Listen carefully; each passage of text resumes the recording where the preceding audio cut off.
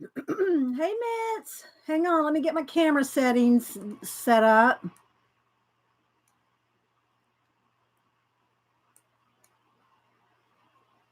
Looks pretty good. Hi, Mom Moon.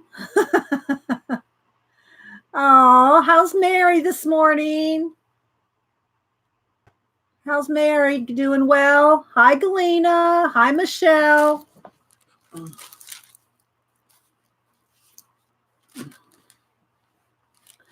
Hi, Robin. Kenny. She's coming over. Oh, she's so cute. I usually have to watch her recordings, just like she has to usually watch mine.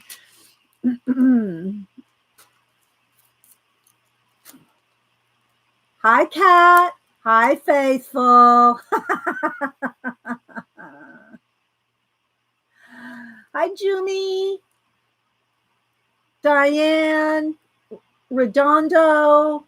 AJ. Roslyn. Louise. Anybody I'm missing? I thought we would start with this, do a little sketching. You know, I talked about it on Monday. Hi, Muffy. Happy hump day, everyone. Hi, Lynn. It's good to see you. Hope you're doing okay. Hi, Melody. Holly D, Cheryl. Thanks, everybody, for popping in. Let me go ahead and, well, I'll tweet in a minute because I usually, talk for a little bit first. Hi, CBC. Terry. Thanks, everybody, for popping in.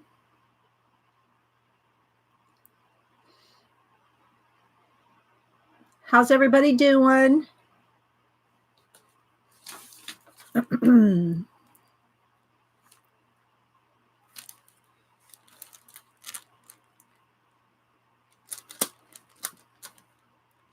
everybody working on something creative? I kiss my grits. Does anybody know what day it is? Kiss my grits. Are you from Georgia? Hi, Dev. Dev, I did see you trying to enable me with some new color books. I did see that, Dev. Just saying. Didn't slip by. Hi, Wendy. Hi, Picola.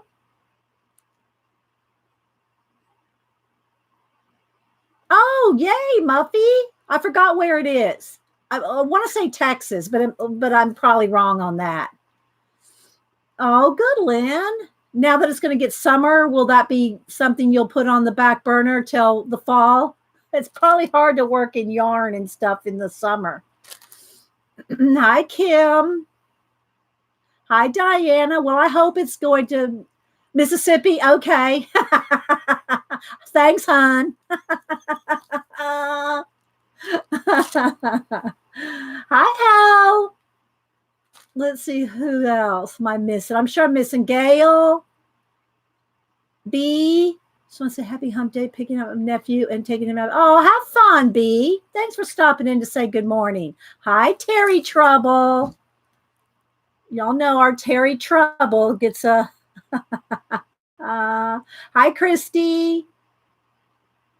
Darla. I know I'm missing some people. I think I will keep going with my project through the summer. Okay, turn on the air conditioner. Hi, Marianne. Make sure, everybody, that you click the live chat. It defaults to top chat. At the top of the chat window, you're going to see top chat or live chat. You need to click live chat, or you may not get all the chat. So good morning, Terry. Oh, wait, I got to turn that up. I turned my phone way down.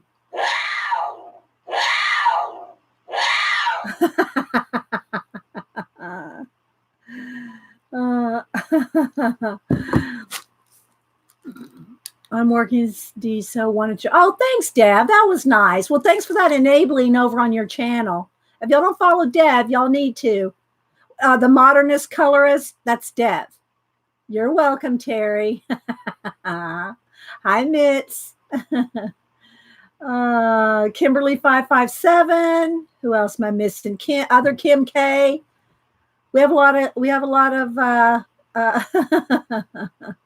a lot of Kims. Oh, thanks, guys. Joey, Patricia, Arlene. For those of y'all might be joining us for the first time or are watching the recording, I always spend a little bit of time first thing in the morning saying good morning to everybody. So if you don't want to see that, just fast forward to the projects. I come on a little early to do this. Hi, Barbara. Eric. Hi. And don't forget, guys, hi, May. You can just go to the end of the person's name. You'll see 3 dots. Click the 3 dots and it'll say go to channel, and you can go to their channel and subscribe. So we all try to subby each other. We don't like spam, but you can, we know how to find you. Just saying, we know how to find you. You come in here and be nice, we'll find you. Oh, that's nice, Robin. I'll have to go watch that. I'll have to go watch that recording. Thank you for that info. Thanks, Robin. Patricia, Painty Girl. So, Lori, who else? I'm missing people, I'm sure. It goes by pretty fast. Thanks for all the thumbs up already, guys. Hi, Christy. I miss you been watching your course. Well, thanks, Christy. And if you're a lurker, if you're here as a lurker, welcome. You might want to come out a lurking for today. This is the first Wednesday of the month. You all know what that means, right? My mods have to put on their herding cat. I don't know what they put on for that. But it's the first Wednesday of the month. And that means it's a book giveaway. So y'all know that Miss Melody gifted us the 2 copies of this, which I think it's written in my other book, so I forgot the translation of it. But it's the Hannah Carlson's newest book. So we're going to be giving this herding cat hat. There we go. Thanks, Painty Girl. Herding cat hat. So special boots. Yeah, put on those little booties, Terry. Hi, Mark. So hi, Queen. So this is what we're going to be giving away later today. So Miss Melody's really generous with us. So I'm going to be giving that away later. So thanks, Miss Melody. Hi, Colleen. You're up early. Oh my gosh, Colleen. Special wellies for booting. Yes. Terry. Oh my gosh. Hi, Jordan. I'm sure I'm missing some people coming in. Thanks, everybody, for being here. Hi, Teresa. Waiting for a rainy, puddled. Oh, and thank you, Teresa, for your letters. I appreciate that you send those out. You try extra hard to get the number today. Okay, Louise. Let's see. Who else am I missing? So thanks, everybody, for being here on Hump Day. Hi, Connie B. We have a Connie B, we have a Connie U, and we have another Connie. Yes, letters are a lost art for sure, Kenny.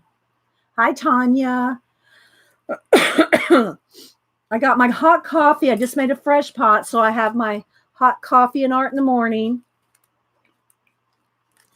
And I have my juice so that when my throat gets like scratchy, I can drink some juice too. So I have both.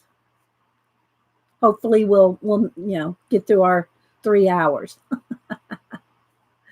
Hi, other Teresa. Yeah. We got Teresa Church, Teresa Peterman. So thanks, everybody. Hi, Color Me Happy, aka Benny. I don't think I've heard of you. I don't think I've seen you before. I'll have to go follow you later. Okay, Terry. Okay, do you how long can you stay? Do you want me to do the giveaway before you leave? Hi Julie, or are you talking like in 30 minutes?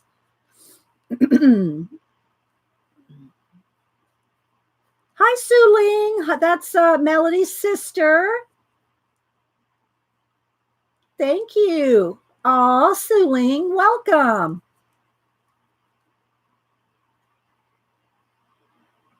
That's only 5-4. Oh, okay, Terry.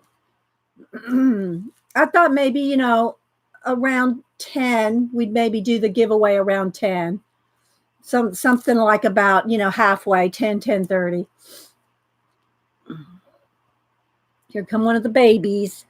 Yeah, we're taking Oliver to the vet for his checkup and shots today, and then next week it will be Malibu's turn.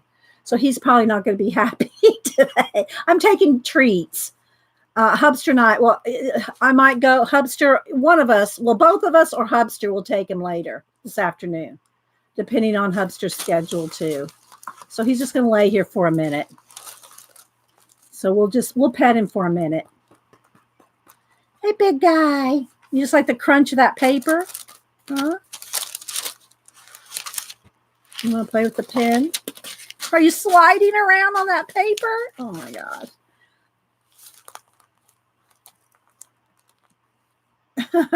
Oh, thanks, Mamoon.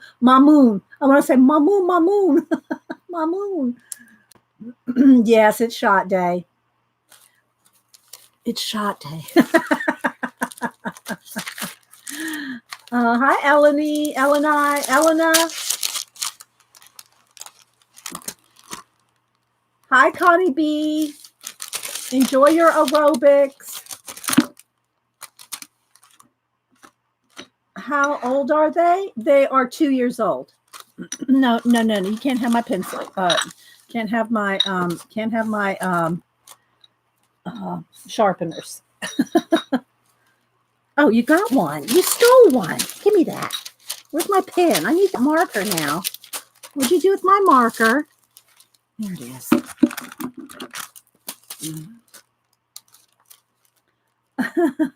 Yeah, no blades. That's right. No blades for Ollie. Here, play with the focus, you freak. There's some ribbon on there.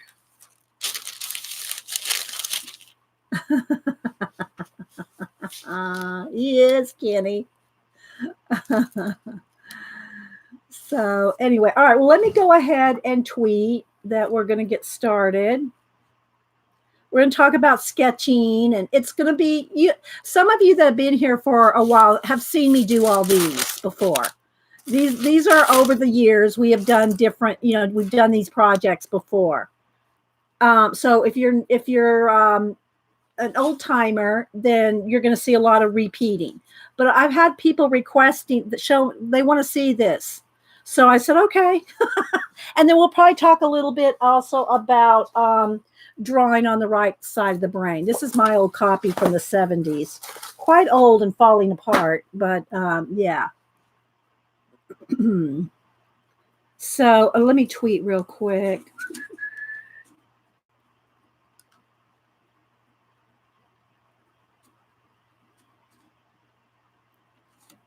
And morning live.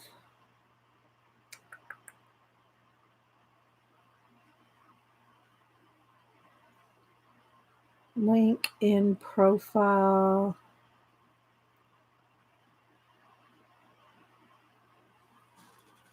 So yeah, they love tissue. Yeah, I ought to just scrunch one up for them here. There, you want to play with that? He's saying, maybe in a little bit. Hi, DeMaro.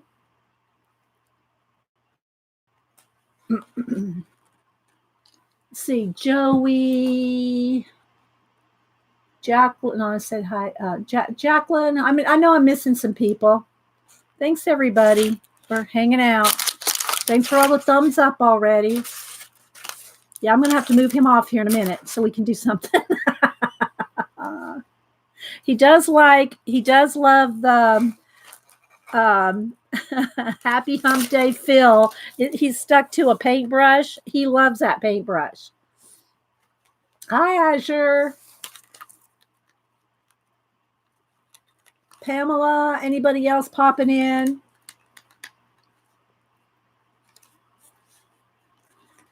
Anybody working on some fun things today? Yeah, he loves the paintbrush Phil is attached to. Okay, Kenny, lurk away. Come now, Kenny, unlurk yourself at in about 10:30, so you can put in a number for the book. Hi, Jeannie or Janine. Mina. Hi, Mina. Uh-oh. Are you what the here? Poor Phil. Okay, Sue. So yeah, somewhere around 10:30, my mods will remind me. We're going to do the giveaway. It's the first Monday of the month. We do a book giveaway. So, oh, you're doing a junk journal, Melody J. Oh, awesome. Are you on Instagram or Twitter or what? Where can we find you? We want to see this junk journal. Where can we see it? Okay. All right, Susie. Lurk away. Try to come back around 10:30.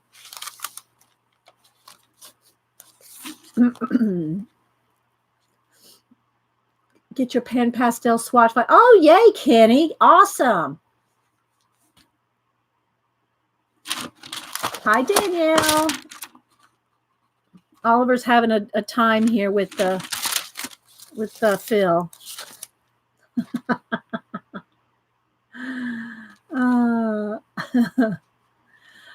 So I'm gonna have to move him off here so we can get to work, get to play, I should say. I said hi to Gail. Yeah, I love my pan pastels too. I like use them as bases to do color pencil on top of. Hi, G. I need to go check your channel too. You probably got a whole ton of new stuff since the last time I looked. Okay, big guy. We're going to have to get off here now. Yeah, I'm going to have to get off. Let's see if I can give you it. Here, how about this piece of paper? Come on. Come chase it. No, not having it. Hi, Christy. Doing a TV guide junk journal for your 7-year-old. Oh, awesome, Christy. That's so sweet. All you guys, I hope you have Instagrams. All right, big guy, come on. Ugh, big guy. Hope the vet doesn't yell at me that you're too heavy. Yeah, he is fun to watch for a while. On the stream, I mean. Bye, big guy. Yeah. Okay, so here's the deal. I just put this out. You have to put something out for a thumbnail. Well, you don't have to, but okay. So he's tearing that up. So I put these. I just kind of spread them out for a thumbnail. All right. So here's the deal. What you're going to need. Don't let me forget now. In about an hour and a half, mods, so we can do the giveaway then. Who am I missing? Hey, Miss Vicky B. We're going to talk about, well, you've probably seen me do this before, sketching. And then we're going to probably talk a little bit about drawing on the right side of the brain, because this is my favorite basic drawing book. If you want a basic book, if I had to only recommend one book on drawing, this would be it. And one of the girls did send me the workbook. Now, I've not done the workbook. And I don't even know how this one is, but you can buy them together now in a set on Amazon. Well, other places to the bookstore. I've seen them. They're packaged together. You can buy them together if you want to do them both. But my copy is pretty old. It's all out of order. And I think mine's from the 70s. It's all fallen apart. But it is my favorite book to recommend Oh, good, Miss Vicky. It's my favorite book to recommend for learning how to see. Drawing is to draw real, to draw realistically. And I don't mean like necessarily portraits quality, but drawing what you see, you have to learn to see. Yeah, you have an old one too, Cam. And so that is, I'm going to go ahead and zoom in one here. Let's maybe two. I probably need to, let's lighten it up just a little bit more. There we go.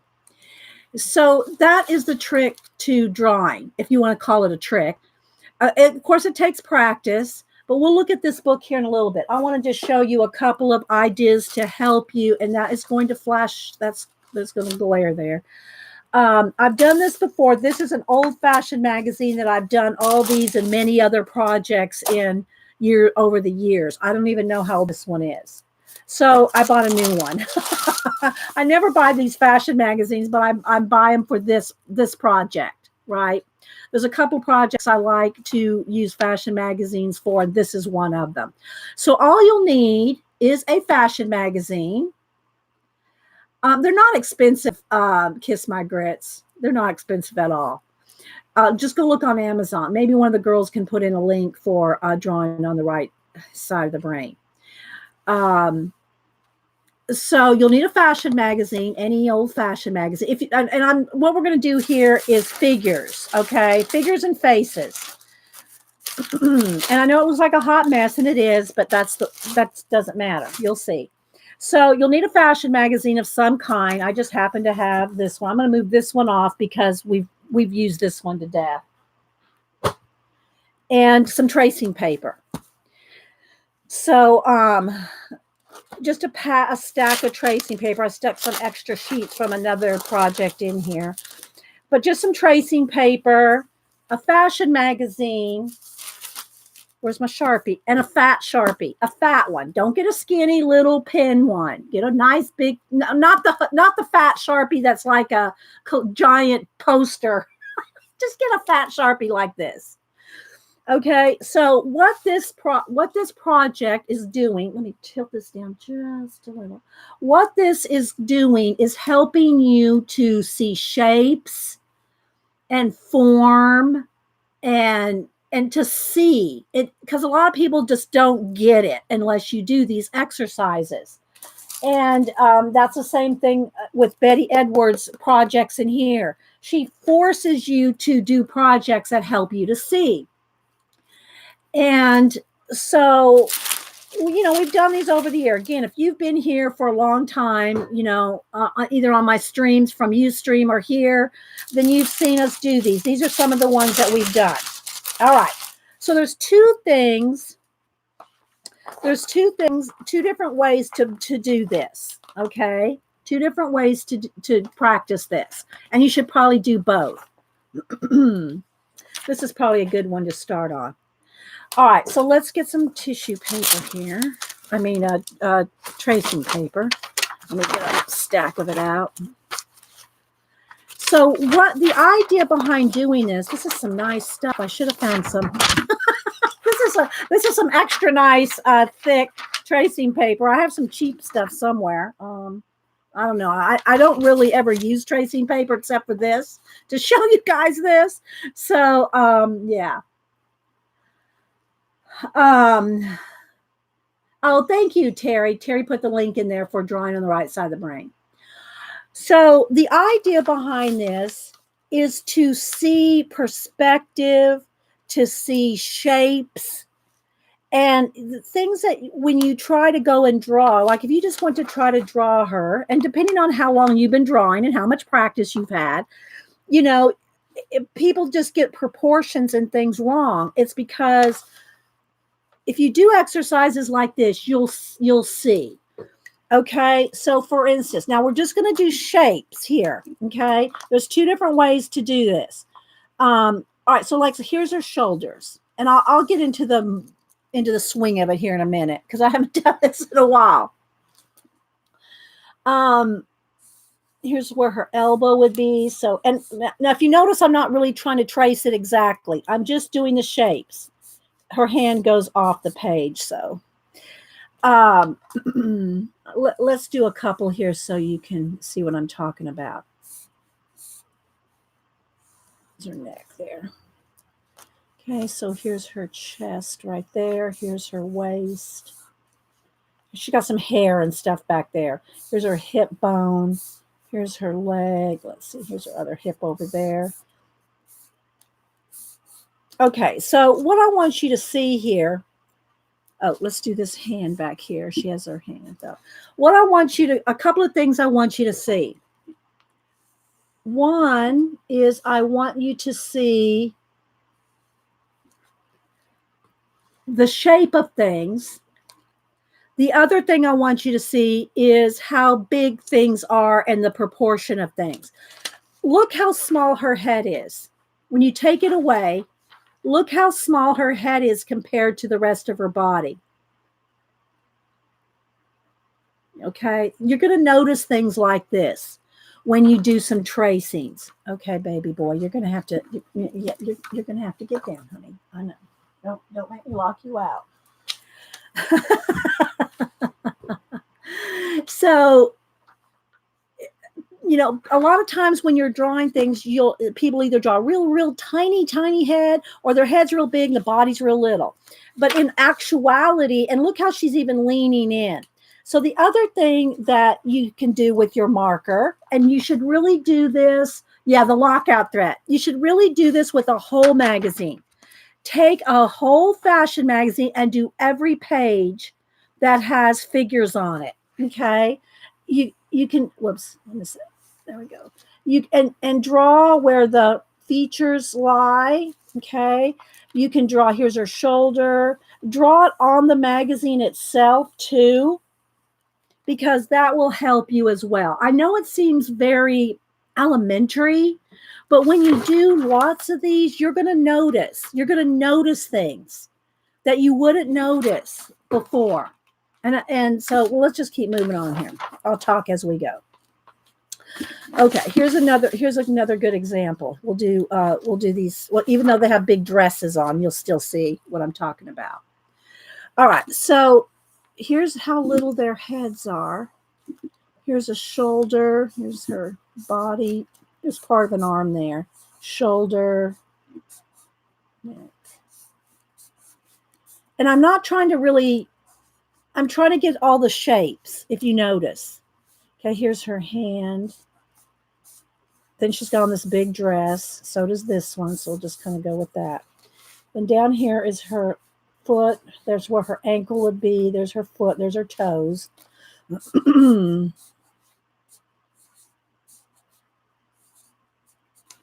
And just do shapes. And you'll start to notice how, let's do her rest of her arm next. It looks like it's just hanging there. You'll notice the size of things. Hi, Jerry. Hi, Barbara. So she looks funny because I just did the head. So she looks kind of like she's a hunchback. But the idea behind this is to see the shapes and the proportions. If you notice look how little their heads are in the whole figure. Thank you, Barbara.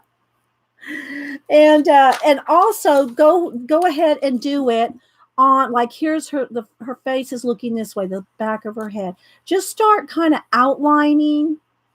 And I know people thinking, oh, this just looks so simple. What? I don't get it. It's so simple.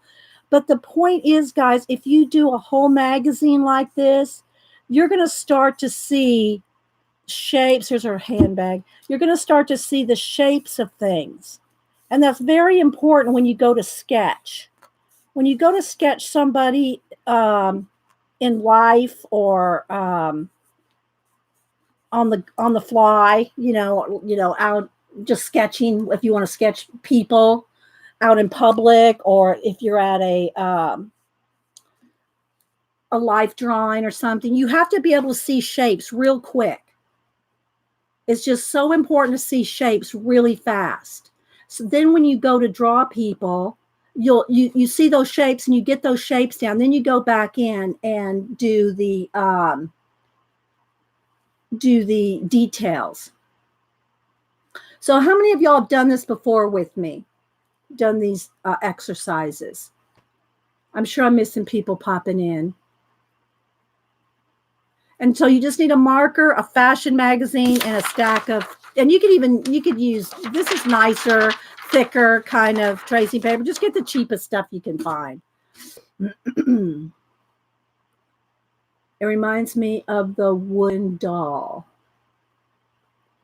The wooden doll. I'm not sure what the wooden doll is, Marie. Yeah, Julie's done it. And Julie, oh my gosh, Julie draws and does something every day. She does something every day with, here's a smaller piece. No, that's too small. She sketches or draws something every single day. Here's some different piece. I tore this off of some bigger piece last time. Let's just tear these down. Oh, the articulate wooden. Yeah. Okay. Yeah, the maquettes, I think is what they're called. And also, guys, hey, Scoops. There's also, I don't think I have it on my phone. I think I took it off my phone. It's just on my iPad. There are different apps you can buy that have those doll looks, the shapes, and you can move them around, the wooden doll things. Yeah, the Pose. And I think that's what it's called. I think the app is called Pose. Let me go get my iPad. Hang on.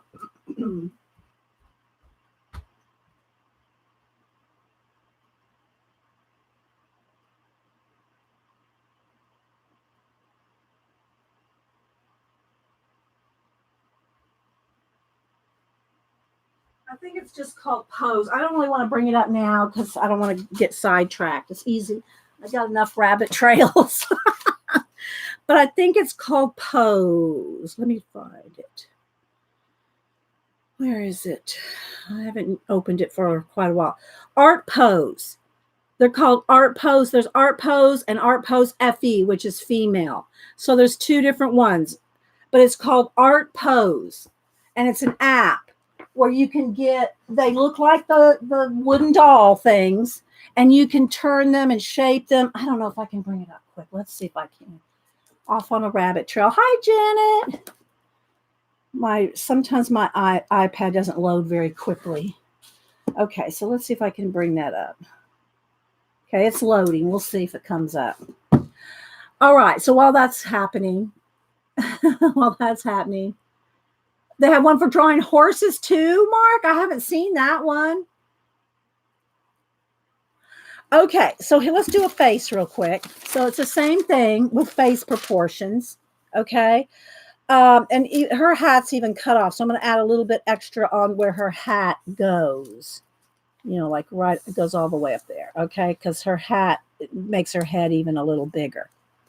So it's still loading, guys. Oh, here we go. All right, so let's see if I can. So what you can do is move them around all different ways. See, I'm just doing this with my finger. So you can practice your drawing. You can move their arms and all different things with different sliders and different things. So you can see the shadow back there. So you can practice your drawing from any angle. Isn't that cool? I think if it's not free, it's maybe $1.99 or something. I don't remember. I've had it for so long, I don't remember. You see how you can see the shadows though and everything, and you can change all that. You can change all different angles. And there's a male and a female. Yeah.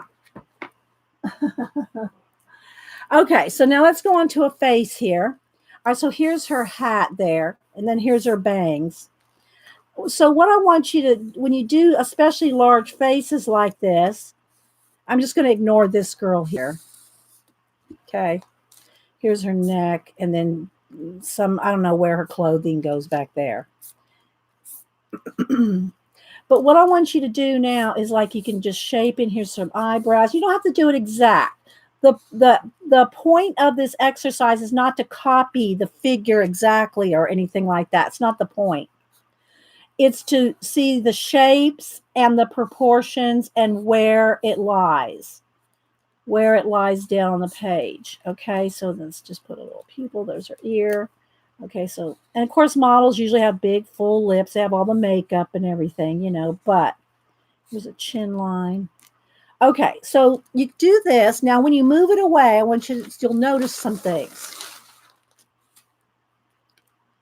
So here you can see, can you name the app again? What was it? Pose? Hang on. Hang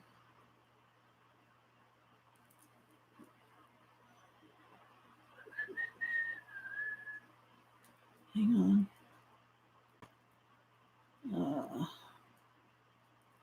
Art Pose. ARTPOSE. Art Pose and Art Pose FE for the female one. Okay. So one of the things that you'll notice now, look at them side by side, and just study things. Look at things. Look at how much space is between the eyes. Look how big or small the nose and eyes. Look at everything. But look especially, and here's where a lot of people that first start drawing faces make the mistake. They usually have the top of the head like this. Okay. The eyes are in the middle of your head, unless you're looking up or down, you know, then of course it's going to be different. But if you're just looking straight on at somebody, your eyes are in the middle of your head. Your head doesn't end right there.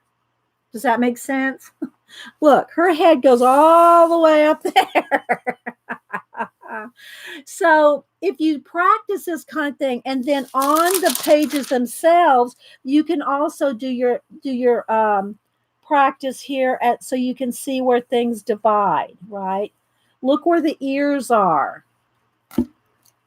You know, and of course, different ears, the older you get, usually the ears get, especially on men, the ears get longer. I don't know why that is, but anyway.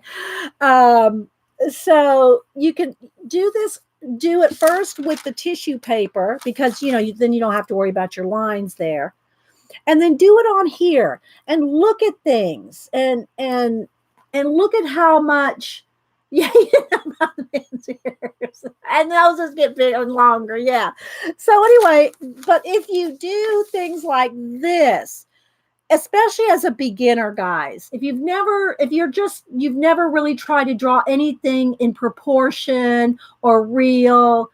Oh, okay. Miss Vicky's a nurse, so we'll listen to this. Okay. So it's because your ears continue to grow even when you're done growing. Noses too.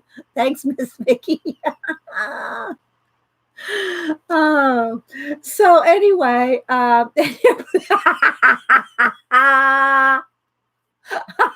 Terry, I'll leave that right there in the chat.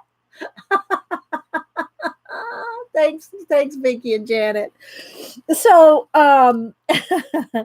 so look at the size of things, and you know, and if you do it fairly accurately, you know, as far as what you're tracing, you don't have to trace it perfectly, but you'll see when you pull it off to the side, you'll notice things that you may not have really realized just looking at a face with all the makeup and everything. Like that's the size of her eyes, regardless of how much makeup she's got on. When they put on makeup, you know, it's going to make your eyes look bigger, wider, you know, and you know, all kinds of things with the makeup, right? You girls. Okay, so what do y'all think? So do y'all have any questions about just this, or anything, any comments about this? But the same thing for like a full body or perspective. I'm going to probably find something in here where somebody may be laying back with their foot close to you. I need to find one like that. Let's see if I can find something similar. Okay, here. Something like this, maybe. Even though you can't really see her foot very well, I can see it enough. How much of it should we trace? Well, when you're tracing, like here, look, it's just like an outline. You're making an outline. Riri. You're making an outline. What you're trying to do is train your eye to see. Practice does have a lot to do with learning how to draw well, but what it is, and I'm going to get into that more when we talk about this book, Drawing on the Right Side of the Brain. This is my favorite drawing book, if y'all didn't hear that at the beginning. If I had to recommend one beginner drawing book, and it's good for any level, but especially if you just want to learn how to draw, it would be this book. And she also now has a workbook to go with it. I haven't worked in the workbook, and my book is from the 70s, so it's really old and falling apart. But it's all about how to see. You're going to get hand-eye coordination the more you draw and sketch, but it's how you see. A lot of people, they'll draw, and I don't need a piece of tracing paper for this. When you're a kid, and and you're in kindergarten, whatever, and they say draw a house, right? You use, this is your house, right? Maybe a chimney. You'll have a sun. When you're a kid, right? They're not taught how to. Well, I don't want to blanket state it, because I always taught Cam how to look at things. But and Boo was more crafty than drawing when she was little. She didn't really care for the drawing and the art. She wanted to make things like beading and clay, and she wanted to make crafty things. But anyway, that's beside the point. It's also going to depend on the age and the how much interest the kid has in learning it. Hi, Gary H. Back from school. Run. Okay, welcome back, or welcome. Okay, so, but when you really look at a house, it may, even if it just has a plain roof like that, it's gonna have a backside to it. It's gonna have, it's gonna have perspective, and you're not gonna see that unless you train yourself to see. Maybe that's a bad example. I'll give you better examples when we go into the book. But my point is here's, like on the face. Sip of juice. A lot of people, if they don't look and train themselves to see, hang on, guys. I'm going to mute a minute. Sorry, I have a tickle in my throat. They think that your head is this shape and your eyes are way up here. But in actuality, your head is much bigger. Same thing when you do a perspective of, okay, like here. Let's do, here's her head. She has a towel on her head, but here's her face and her whole head. Here's her neck. Here's her shoulder, elbow, hand, elbow, torso, waist is in there. She's sitting down, so her leg's coming up here. Chair's over here. Leg here. Now, what I want to show you, though, there's a knee. And it's hard to see because it's in shadow. I'm going to try to... Got heels on. Something like that. See how big his ankle would be back in there. Look, now you take it away. Now let me do the lines on the face just so you can kind of see that. Take this away and look how big those feet are. Feet are, because they're closer to you, see how big they are? Hi, Cynthia. I'm just trying to do some very basic look at things. And if you use a magazine, some tissue paper and Sharpie, you're going to train yourself to see things more. And I know it seems like, oh, what am I going to learn doing that? You have to actually do a whole magazine and then get back with me. I said hi to Scoobs. Hi, Devin. Let's do something else. Let's see. Maybe this one. I want a full body. You really need to do the whole book, but I'm just trying to pick some of the best ones to show you as examples.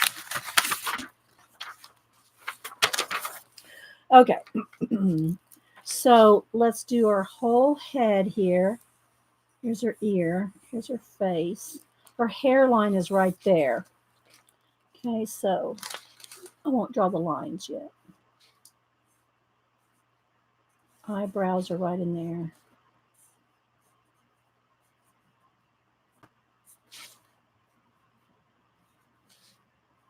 Mouth's open.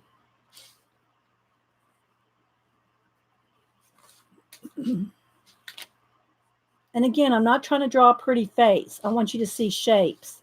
Her head's tilted up just a little. Neck is there, clavicle. There's her shoulder. Arm goes there. Hand, fingers, hand, wrist,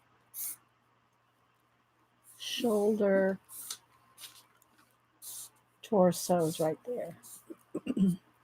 Okay. Look, when you do this, when you just look at a person like this, when you just look at it like this, and then you compare it to this, look at the, and I know it's not that neat, but the shape, I mean the size of everything. You would, when you look at this, you think, is that really the size of all this? But it is. Look, guys, it's the size. It's the exact size, other than the shape of her face is a little off there. It's the exact size. But those are kind of things that you don't notice when you just say, pick up a pencil and try to draw this girl. And I'm talking beginners here. I'm not talking about people that have been drawing for 50 years and can just sketch this out like that, right?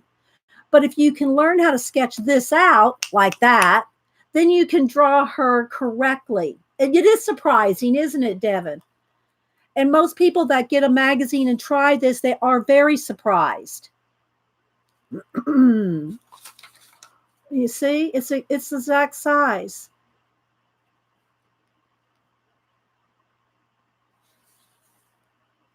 But you don't really realize that unless you try to trace something and see the shapes, the perspective, and the proportion, right? So don't feel, and again, guys, get a cheap pad of tracing paper. Just get the cheapest one you can. And what the idea is not to be, don't be, like this. No. You're going to, this is drawing lessons, not trying to draw,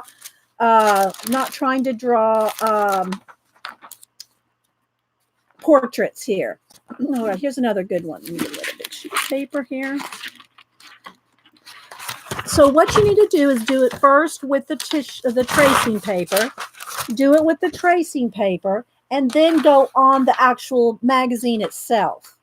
Okay, so of course her arm is off the page. We're going to draw here. Okay, so I am going to get, here's the shape of her head. And her hair's flying up like that. Okay, so here's her neck. Shoulder. And of course her torso is going to be down in here, so her arm's going off the page. Here's the big shape of the dress right here. Okay, here's her arm. Elbows down there like this. Wrist. Her hand is closed. She has her hand closed there. Okay, so here's her thigh, her knee. Thigh and knee. Her ankle's inside that shoe down there. And of course, these shoes are very big and clunky in and of themselves, but okay. So now look at her. Let's go this way.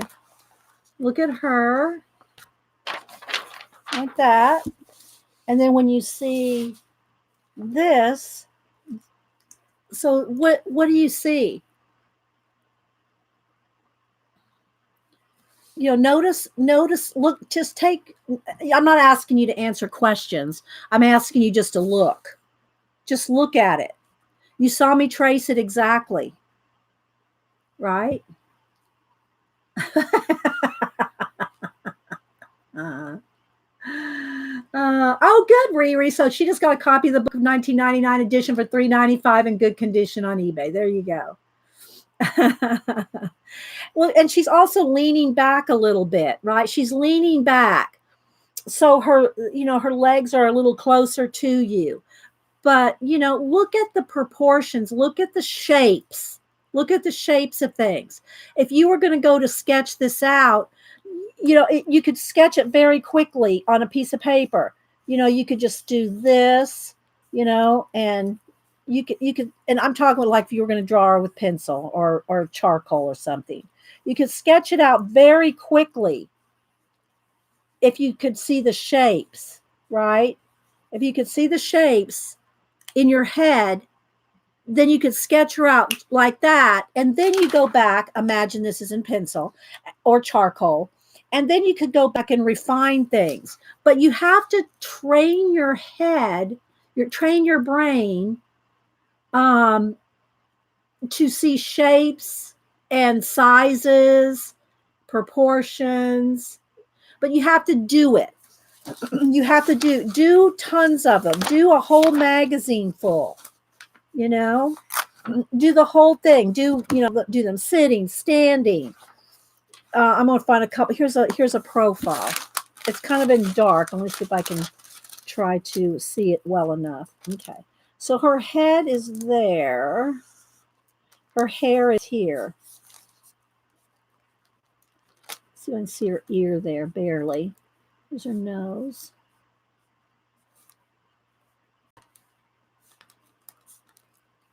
Doesn't quite have that double chin. Let me see her a little bit there. Okay.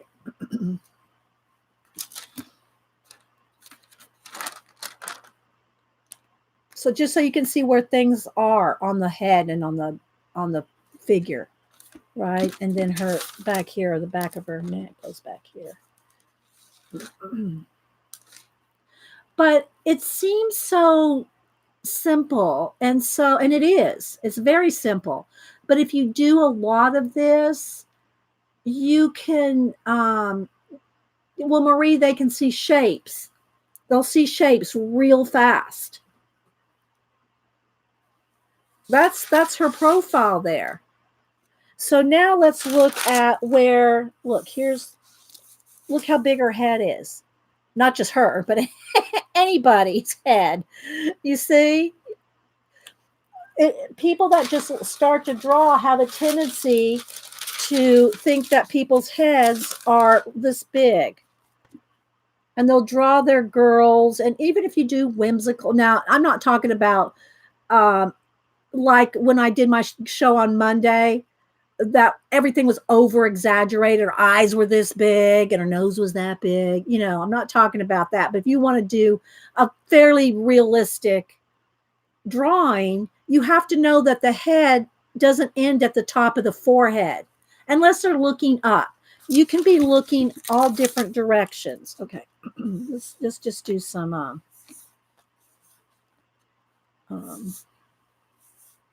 you could be looking up.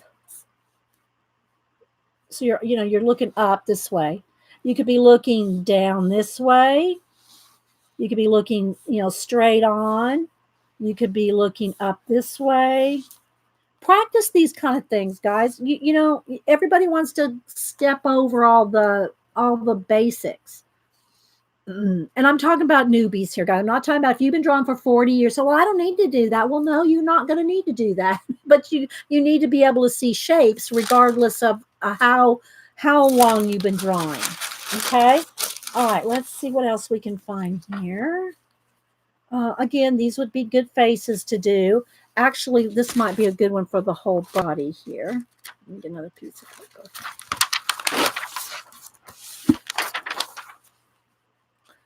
Okay, so here's her head. Then, of course, she has her big hair right there. Here's her ear. Okay, and her eyes.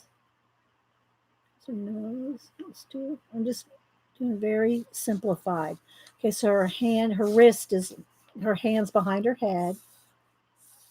Here's her elbow. Here's her shoulder, neck, shoulder, arm, elbow, forearm, hand and thumb. Here's her leg, knee, calf, ankle, foot. And she's got her shoe here too. So, okay, what else does she got here? There's, all right, so her butt goes off the page there. Here's her other leg coming out from behind there. Oh, let me get her. Let me get a little bit of her connecting there. So just look at the size of things. And she's all scrunched up. Back in the day, we had live models and did that. Yeah. Well, yeah, Kathy, I've done that too. Yeah. And if you can go to life classes, life drawing classes, there's nothing better than that. Big sheets of paper, big, piece of charcoal, draw big. Yeah. And and that's what we had too. We had different time, 30-second poses, a minute, and then they built up, and then you could have more. Yeah, life drawing. Yeah. Yeah.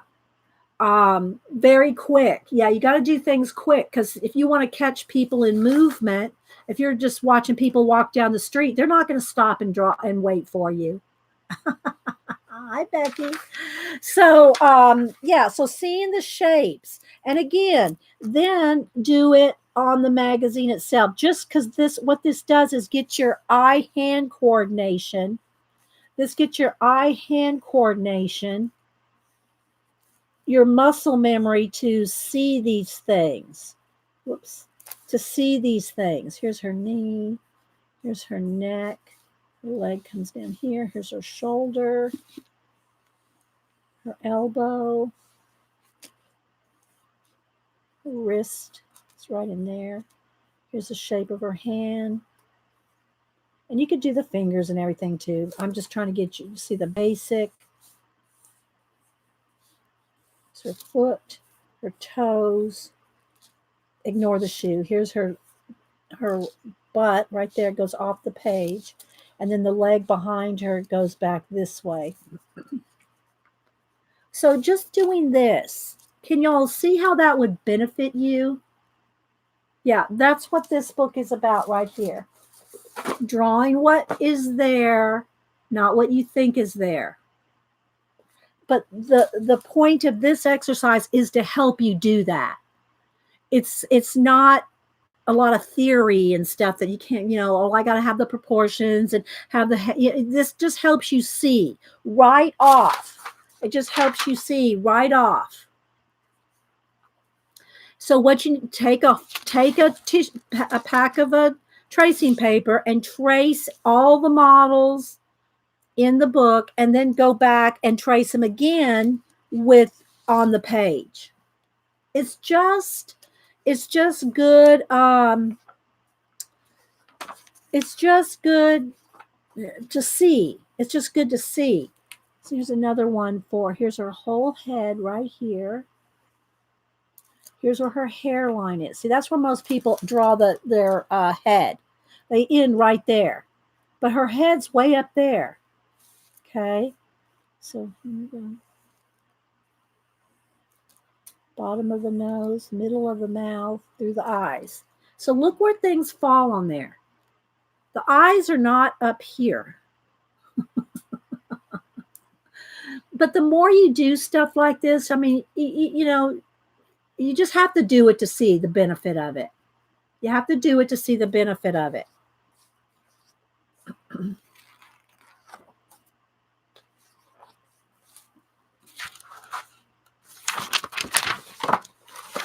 We do one more, and then we're going to get it. I'll talk about the book. Come on out.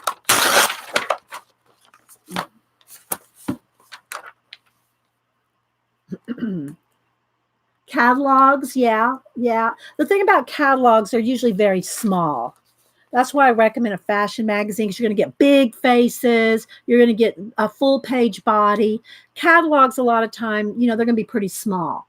I mean, that's fine, but you can get fashion magazines anywhere practically. The library throws them away. Um, yeah, the people are bigger. Exactly, Janet. Okay, so again, here is her full head here, here, here, hairline. That's the hairline, but that's how big her head is. Okay. Let's just draw the lines here. Okay, and then she's got eyebrows there, just so you can kind of see. Okay, so here's her neck. Here's a shoulder, a shoulder.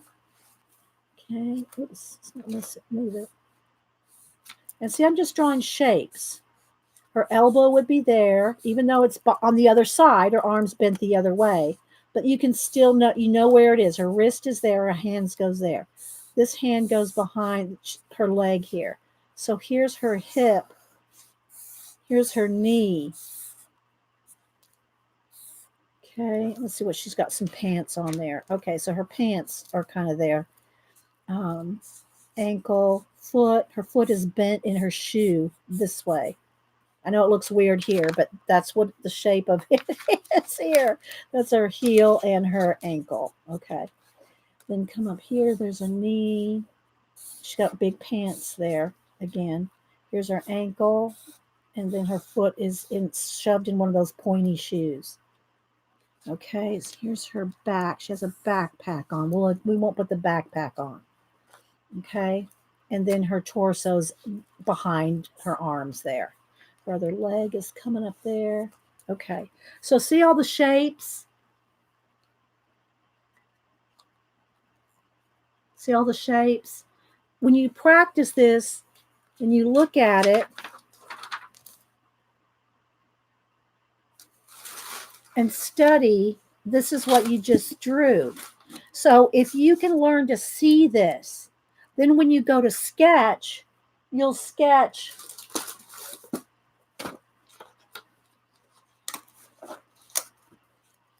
hang on. Let me get a thick pencil or something here. Come on, guys.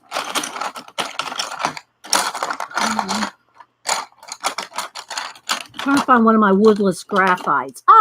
Here we go. When I go to the museums and want to sketch, let me sharpen this. Let me move all the spots here. Hang on. I forgot where I'm. Here we go. I had to move this away from the cat. My sharpeners. Let me sharpen this.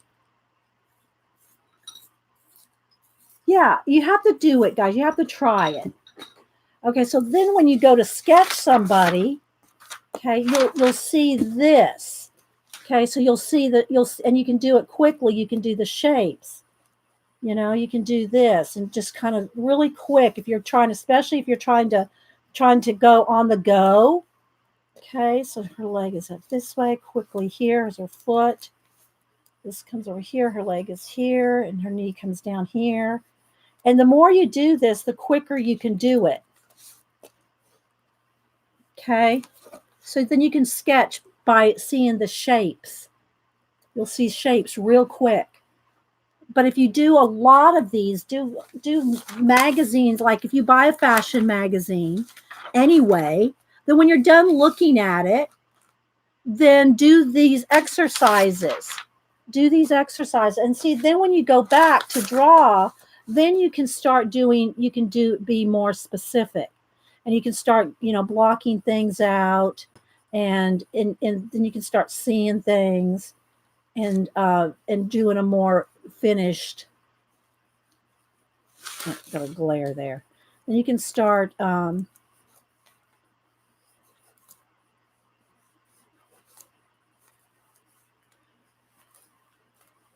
do her pants there. And I'm even still trying to do it fast though. Okay, so her leg comes in there. Her hip comes around here. Her foot's there. See how then you can start filling in and doing it, quicker. Your head's up there. And start, are you getting you smell what I'm stepping in? As Denise would say. But if you do lots of these, then doing this real quick is a lot easier because you've trained yourself to see those shapes. You trained your eyes to see those shapes.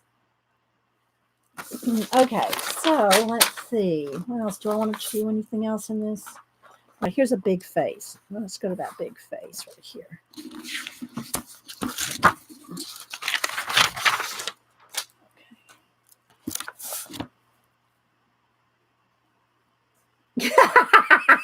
Cheryl.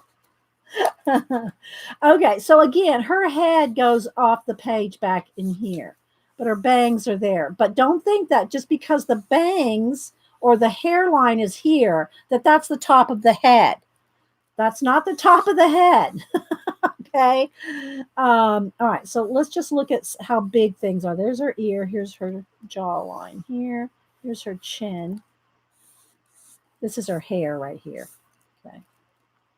So let's just look at where things fall. Here's her eyebrow. Here's her nose. There's nostrils. There's a cheek line there. And again, I'm not putting makeup on her. Just so you can see the size of things. It's her eyelid right back there. Her eyebrow. Eyebrow right there. Okay.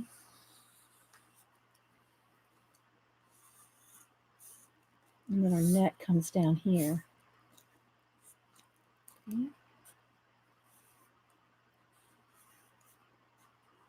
She has her mouth open. I'm not going to draw her teeth. All right. So here, see all that makeup and stuff, how it makes her eyes look nice and big and all. All right, here's the actual shape of her face. It's most like we naturally forget that there is a place for a brain. Good one, Louise. We forget there's a place for our brain. So you see, look at her eyes. There's a lot of eyeshadow and stuff over here, but her eye ends right there.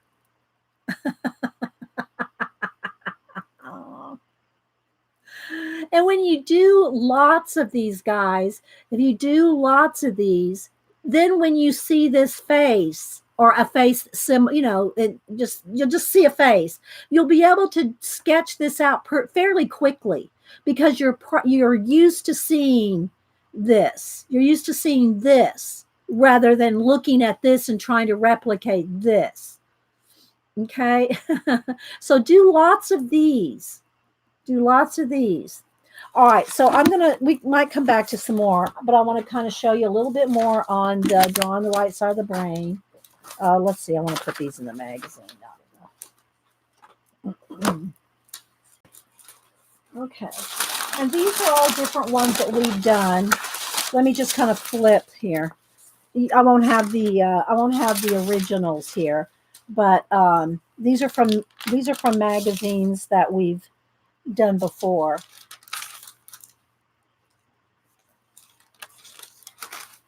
This is these ones we just did.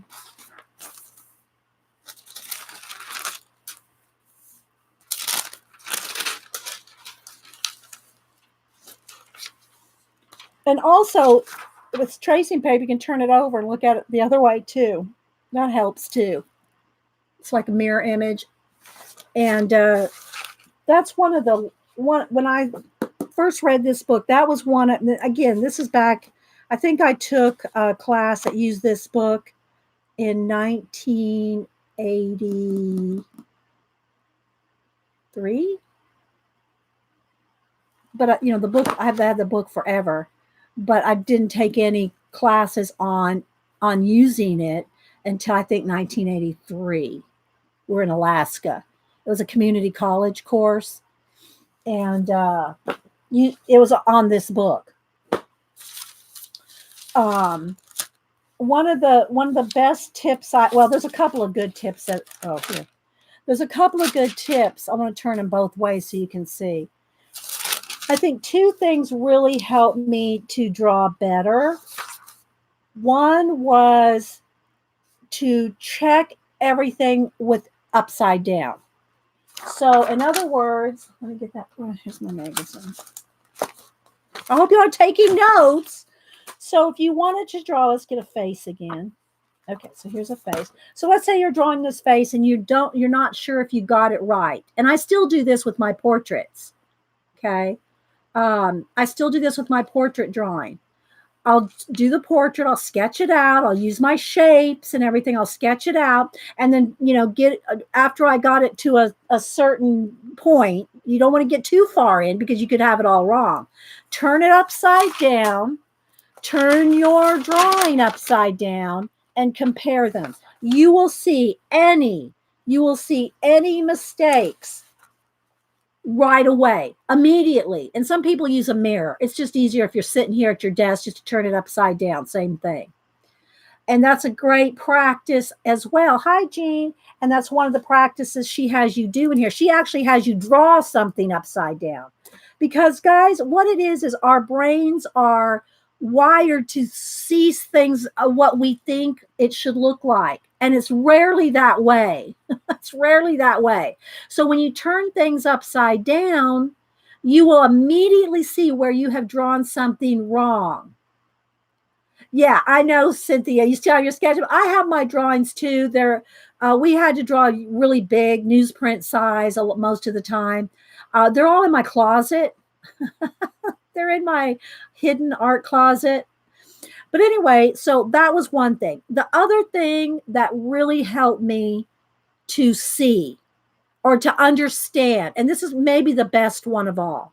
This is probably the best. Write this one down.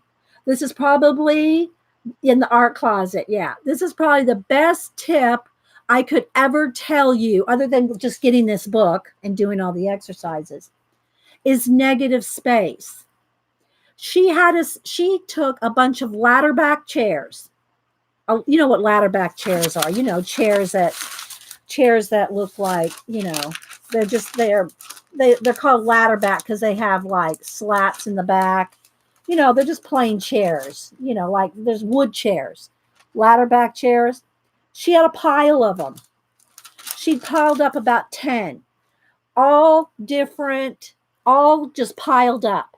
Chairs piled. One of these days I'll have to get into the art closet I still have that drawing. And we had to draw it big. We had to draw a newsprint, big sheet, big like this, huge sheets of newsprint. And there was like 10 piled up chairs. And what we had to do, and try this sometimes, it will really open your eyes, guys. I'm telling you, it will open your eyes. Maybe I could try a little bit here on this. This isn't going to be the same, but let me get another piece of tissue. We had to draw the negative space. Let me get a piece of it. And what that means, if you don't understand negative space, and it's not always the case, but it's the best way to understand. You draw the air. Okay? For instance, here is this girl. I'm going to draw the negative space on here.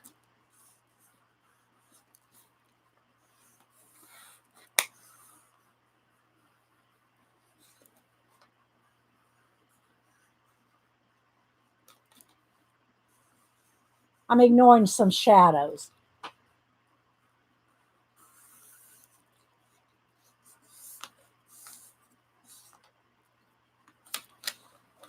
There's some back here. Okay. That's the negative space. It's the air around it. And, there could be a wall there, but that was just the best way for my brain to understand what I was doing. So when I was drawing a pile of ladder back chairs, we had to draw, like, you might see the slats like this, and then maybe there'd be one that kind of goes like this. And I can't, I'm not imagining what it looks like, but there are piles of chairs.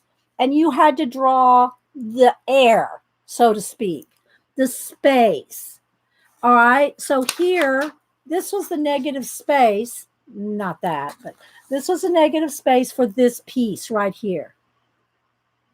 And when you do this, it just trains you to see. I wish I could explain it better than you just have to do it to understand it. But you really do. You have to do it to get it. Because once you get it, you never forget it. You never forget negative space after you've drawn a pile of negative of chairs.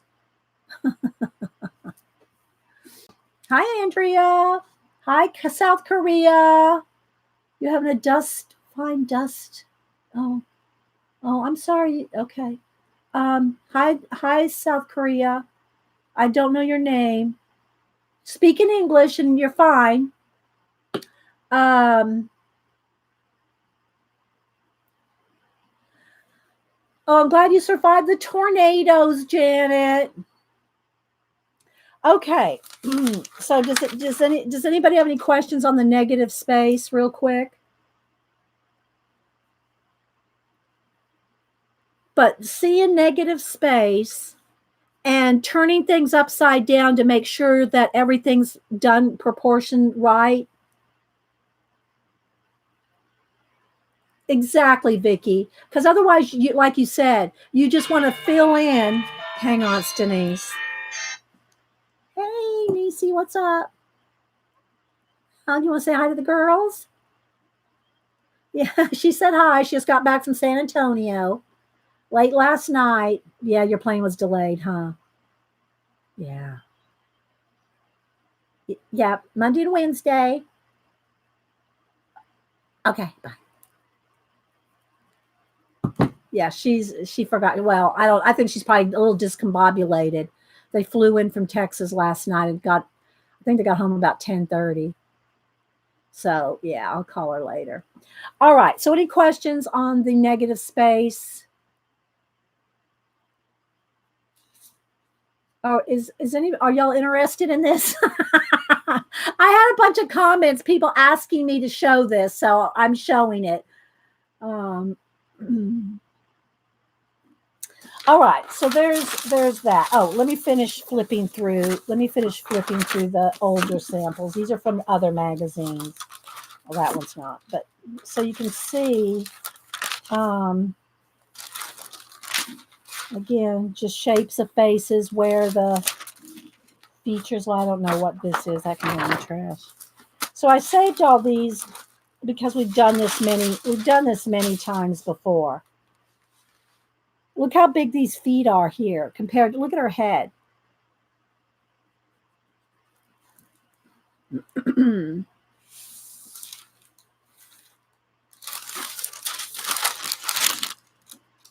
And so, yeah, more. Get a little crunched up in the magazine. Here, we even did a little dog. Okay, so take you a stack of tissue. I mean, what do you call it? Tracing paper. Trace a whole magazine, or a lot of it, and use the whole pad up, and then go back though.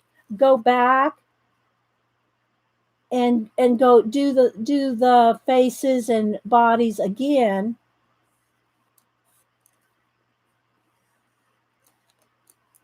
Let's do that eyebrow there. Do it again. The head goes off the page there. Just so you can start to see. When you just start going over actual faces, it helps you to see.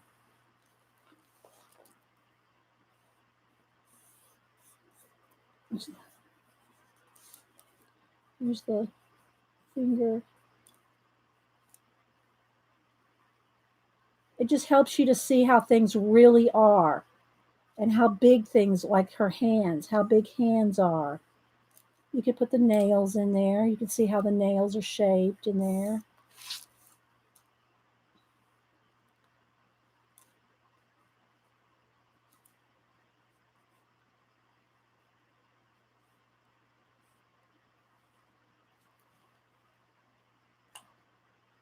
Trust me, you have to do it. You have to do it to see, to understand all this. If you just take your marker and go through every page, do every page. And you'll start to see the shapes of things. You'll start to see the size of things.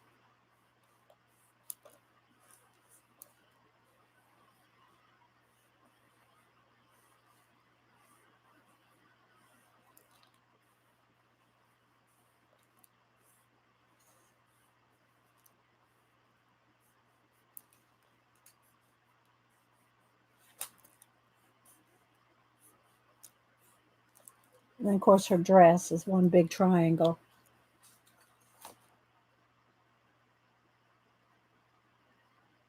So use up your magazine doing this after you get done looking at it. You're going to walk around and see everybody in circle form, Holly, and shapes. Yeah. See them all in circles and, these shapes. Oh my gosh.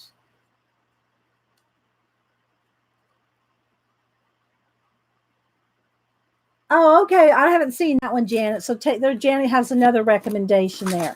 All right. So now what I'm going to do is I'm going to move on from this here. Let's go ahead and move it here.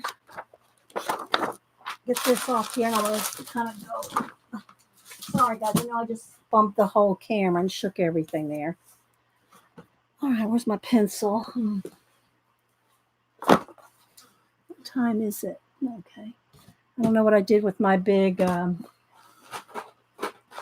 if y'all remind me, I'll show you how to make one of these tall travelers type size. It's taller than a traveler's. You can cut it down if you want, but this is one piece of paper. Okay. Where did I put? Did it roll on the floor? Okay, so in drawing on the right side of the brain, I'm going to show you, and I always show these examples that are from the book. I don't even know where the intro page is to this. Okay, so let me show you some of her samples that she had in this book.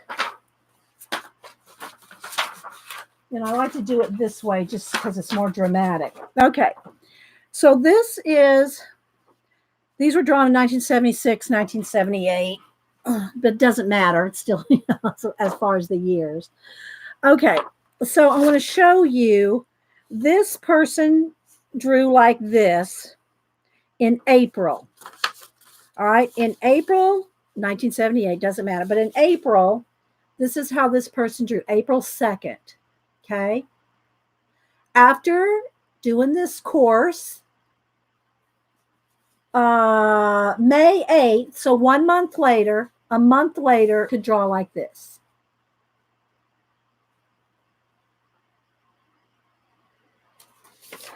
Here's another one. This one went from September to November. So this one is a 2 month. So this is how they started drawing. This is how they drew before they took the course. And 2 months later, could draw this. It's because they're learning how to see.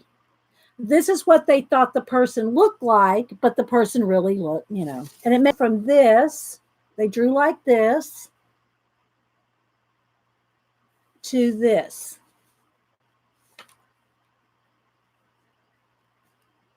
Okay. I know, isn't it cool? Show you a couple more. Here is, okay, this one is from August to September. So in a month, here's a drawing by this person. And then they could draw like this.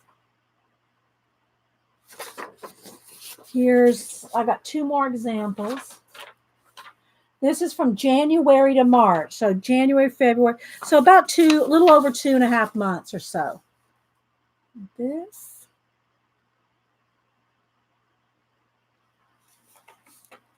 to this. And then finally, the most dramatic one. This is from, this one's a year later. Having completed the original course, Ken produced this drawing about a year later. So here's how Ken started when he first started the course. Okay. Now listen to this. Listen to what I'm saying. A year later of doing this course, of practicing and doing the work, a year later could do this.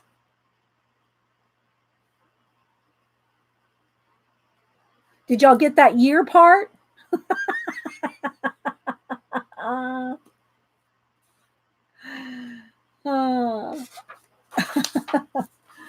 So anyway, these are I always show these examples from the books, falling apart. I know, right? So a lot of it has to do with the work. You have to do the work. Like, I'm not kidding when I tell you to do the whole magazine with tissue tracing paper and a marker. And I know there's all the controversy about, oh, well, some people are just born with talent. I don't have any talent. I can't draw a stick figure. And most of the time, guys, I have a few thoughts on that. I know Jean's going to be here snapping turtling me. I know there's exceptions to it. There are prodigies that come out of the womb and can play Mozart, Beethoven on the piano. I know that I know there are exceptions. But for the rest of us, most of us are born with a love, a desire, a love to do something, whether it be drawing, whether it be music, whether it be math, whether it be, working with mechanics, whether, people are usually born with a love of a couple of things. Now, do they have the opportunity to pursue those things? Sometimes, sometimes not.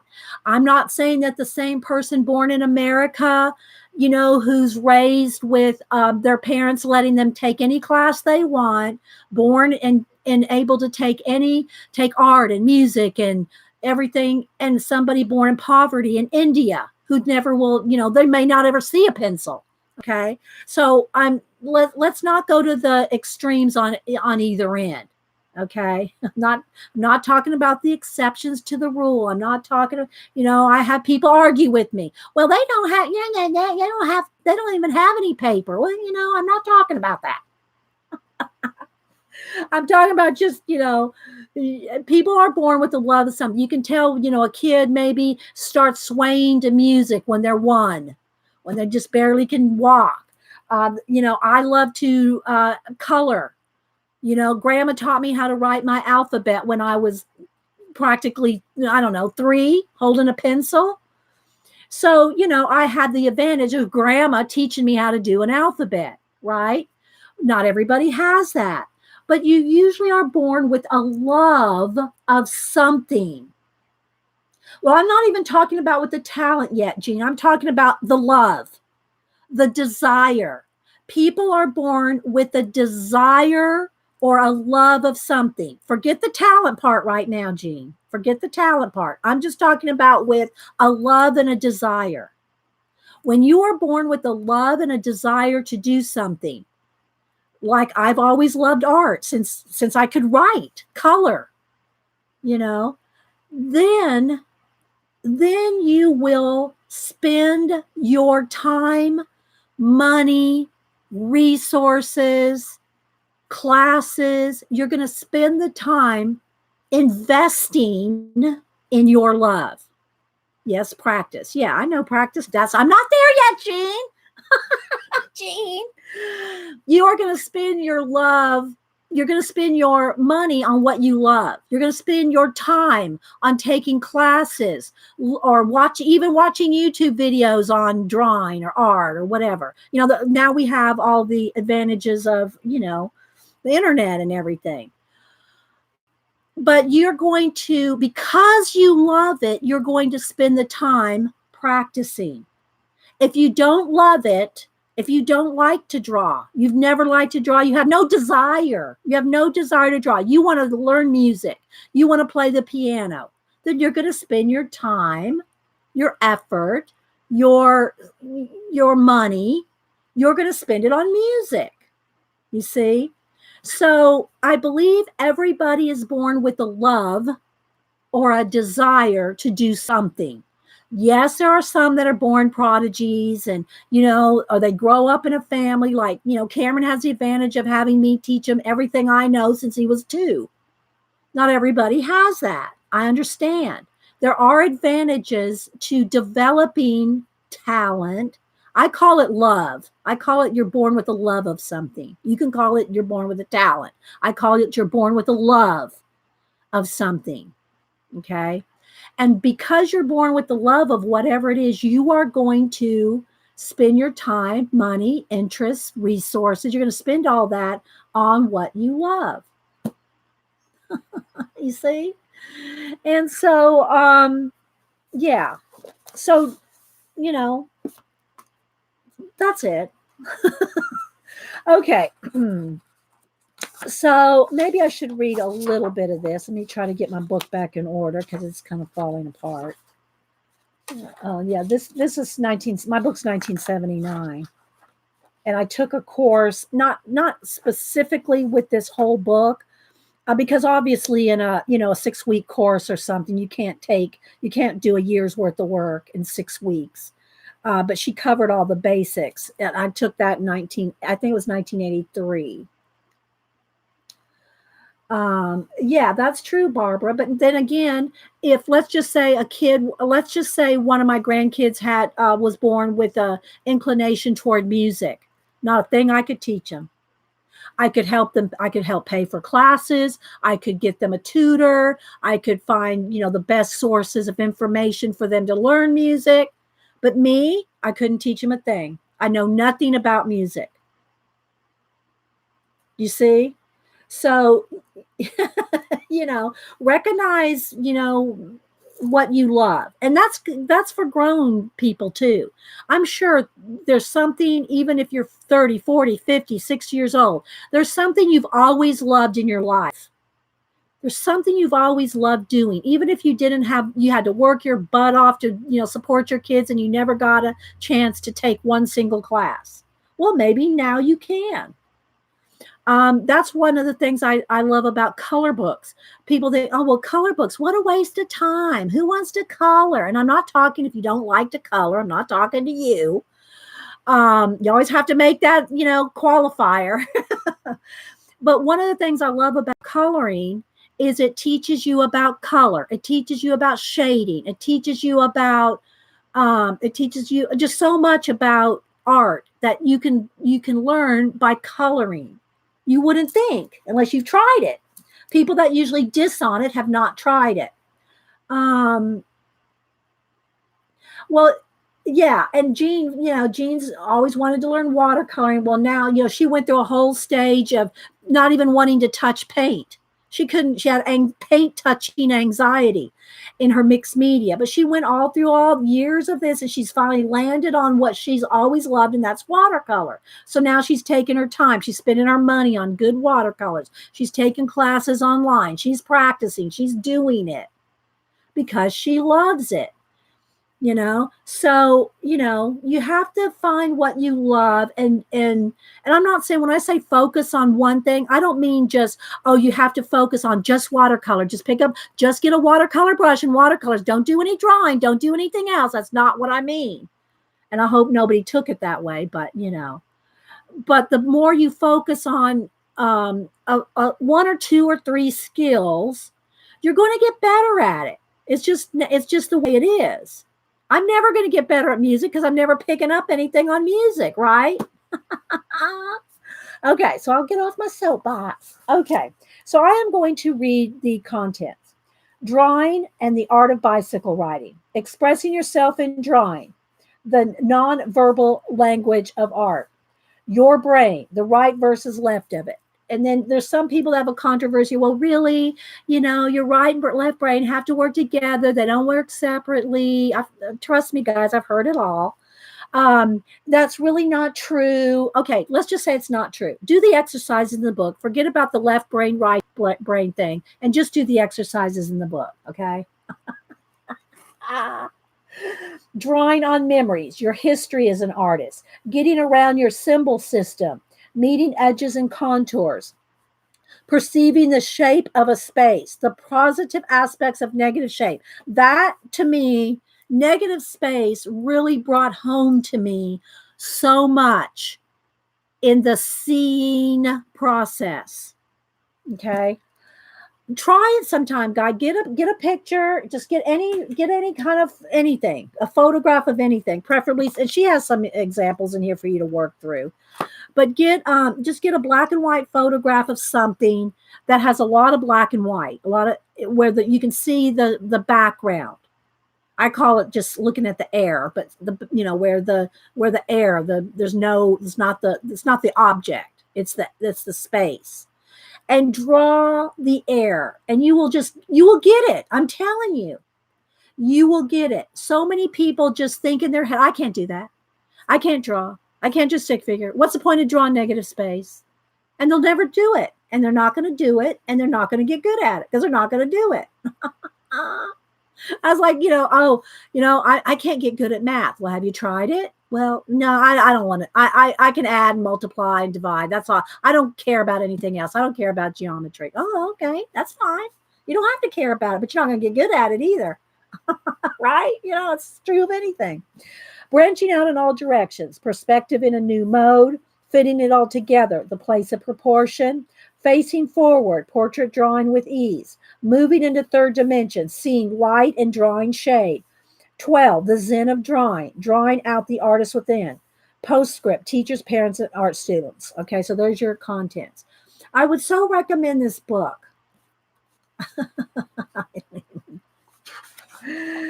Oh, so anyway, I don't really want to get into too much of, because you really need to read it from cover to cover. You really need to do it in the stages. You really need to go through it. You really need to study it. And I know it's a lot of writing, it's a lot of reading, but I'm telling you guys, all right, here's an upside down one here. Let's see here. Okay. Here's some examples of drawing upside down. Now, this is John Kennedy. You can tell that even upside down, right? But if you try to draw something upside down, you are less likely to focus on, a nose is supposed to look this way. A mouth is supposed to look that way. If you drew this upside down, you would be so surprised when you turned it over how much you would have never thought you could draw John Kennedy. You would have never thought you could. I could never draw John Kennedy. Draw him upside down. Draw him upside down. Or anybody. Get a black and white photograph of anybody and draw it upside down. I mean, and what I mean that is your paper is upside down too. You are drawing what you see. Okay? And block it out. Get you a square. Here, let me find something. Let me make me a square here. It doesn't have to be perfect. I just want to kind of give you an idea here. Okay, so you have this square. Okay, you have this square. Now, and of course, you're reading a couple of chapters before this point, but just for your own benefit, find you a photograph of anybody, right? And then make a square, get your photographs, see how they're cropped in, because this will help you too for seeing, like, there's the edge of that, there's the edge of this, here's his hairline, there's a little bit of hairline there, and start just blocking it in and trying to draw it upside down. What I want you to see is how your brain is going to draw these shapes. The brain is going to draw this mouth. The brain is going to draw this. It's not going to try to draw John Kennedy. You're going to start drawing what you see rather than what you think John Kennedy looks like. And then when you turn it over, you're going to be so surprised at how well you drew him. Okay. Or whoever, whatever. All right. So I'm just going to kind of flip through here just to give you here's another one. She actually wants you to draw this picture upside down.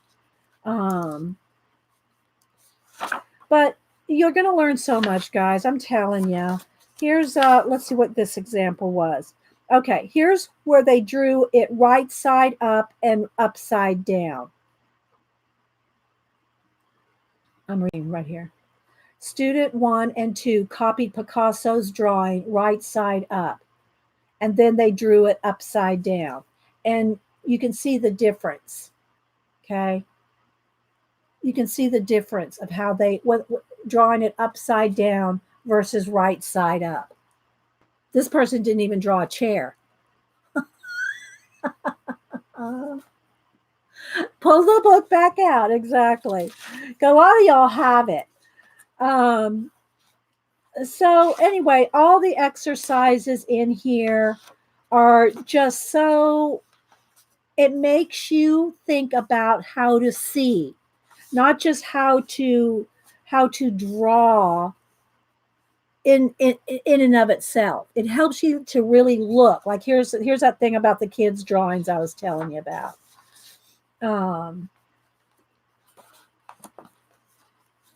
It's just, I don't know. You have to really read the whole thing. Doing contour drawings. It helps. You wouldn't think like, I remember. I don't remember exactly the conversation, but I've heard over different conversations of different artists trying to teach blind contour. A blind contour is. Let me see if I can. Let me show you here. Let me get a Sharpie here. Well, I got my fat pencil. See, I've already lost my pencils again. Let's see if this is going to work. Okay, this is kind of stretchy. Where'd my woodless graphite go? Here it is. Okay, so if you've never done a blind contour, who's not done a blind contour? Raise your hand. Who has not done a blind contour?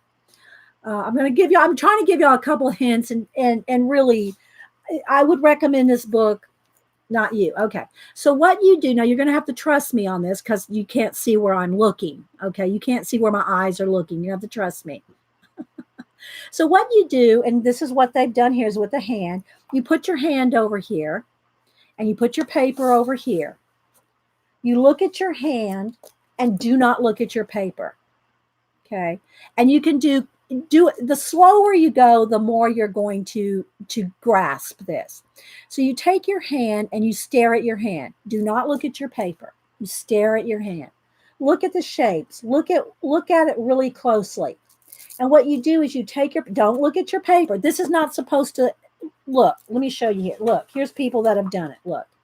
See that? This is what they get out of it. There's their hand, but this is what they get out of it. This is after learning how to do it for some time. So you just take your hand over here, start at your wrist, and imagine in your mind, imagine your pencil is following this, following your hand. And I'm not looking at my paper. You're going to have to trust me that I'm not looking at my paper. I am following my hand.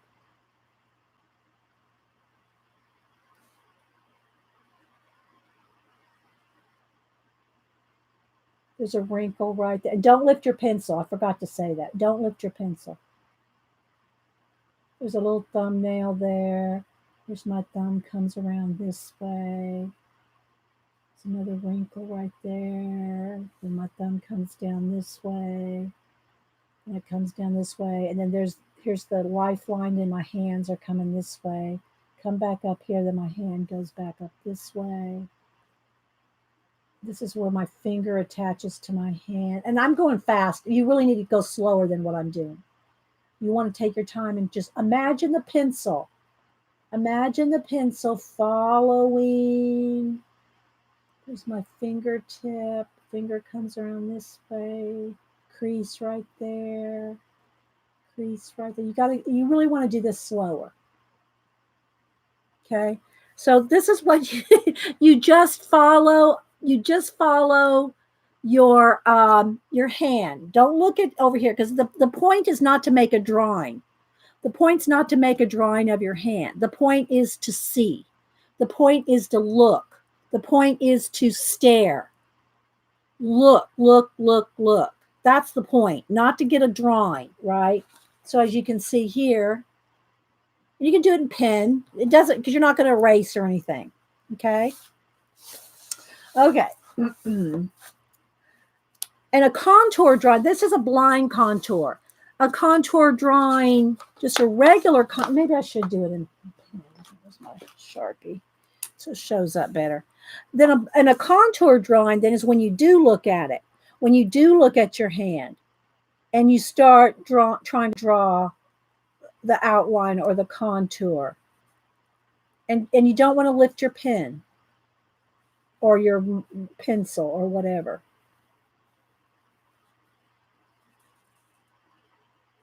And you want to go slow. I'm going fast. I'm just trying to show you what the idea is here.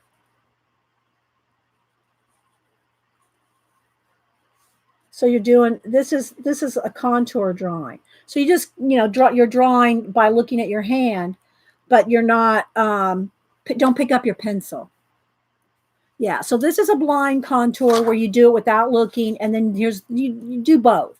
And it's an exercise in looking, okay? I'm just giving y'all a couple of ideas out of here. The other one that I told y'all is the negative space one. I can't stress that one enough. When I had to draw a pile of chairs, ladder back with lots of spaces, I had to draw a pile. I mean, she piled them all up, all different. They were stacked and piled. And you had to draw the space. You had to draw the air between the chair. You are essentially drawing the chairs, but you're doing it by drawing the air. I don't know if I can explain that any better. Just to make yourself focus on seeing, Michelle. It's not about drawing a perfect something. It's about training your eye-hand coordination. Yeah. So you can try all this stuff I'm telling you without the book. It's just, here's a good one of negative space. So, whoops, well, it doesn't matter. The book's all torn up. Okay, so here's a picture. She said to draw. She told everybody, you have to draw the negative space. So you start with your square, so you have something, an edge. So you have an edge to keep your piece in. And you draw the air. Do you see what's going on here? See how you're drawing? See you're drawing that shape? You're drawing that shape. You're not drawing the horse. You're drawing the spaces between the horse. That's the negative space. And see how by drawing the negative space, you can still see what's going on? I'm explaining it fine. Thank you, Terry. They did not draw that horse. Did not draw the horse. They drew the air around the horse. But see how carefully they did it? Well, when you do a lot of contour drawings, you're going to be able to do this kind of thing a lot quicker.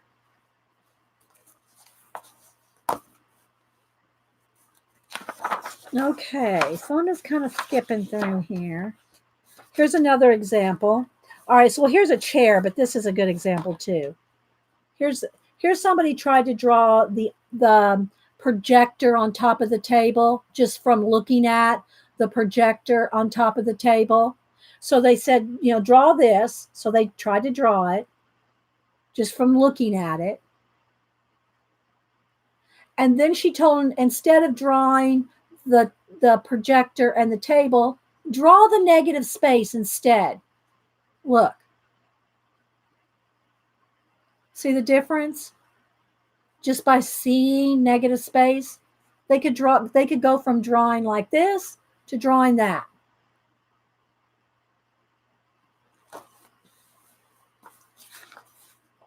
Here's a chair example. This is what our teacher did. It's except without, these look like director chairs. She piled up ladder back chairs, but same thing.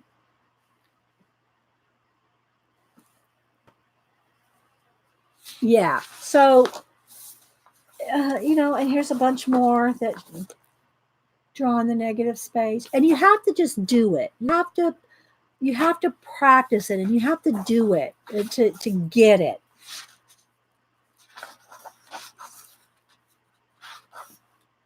Here's where you can, use a pencil to compare the size of something. And I just got this. I mean, I've had metal ones. Where's my here? I showed this last week. I got the plastic one because I just thought it looked cool. Janet's probably got these all in metal.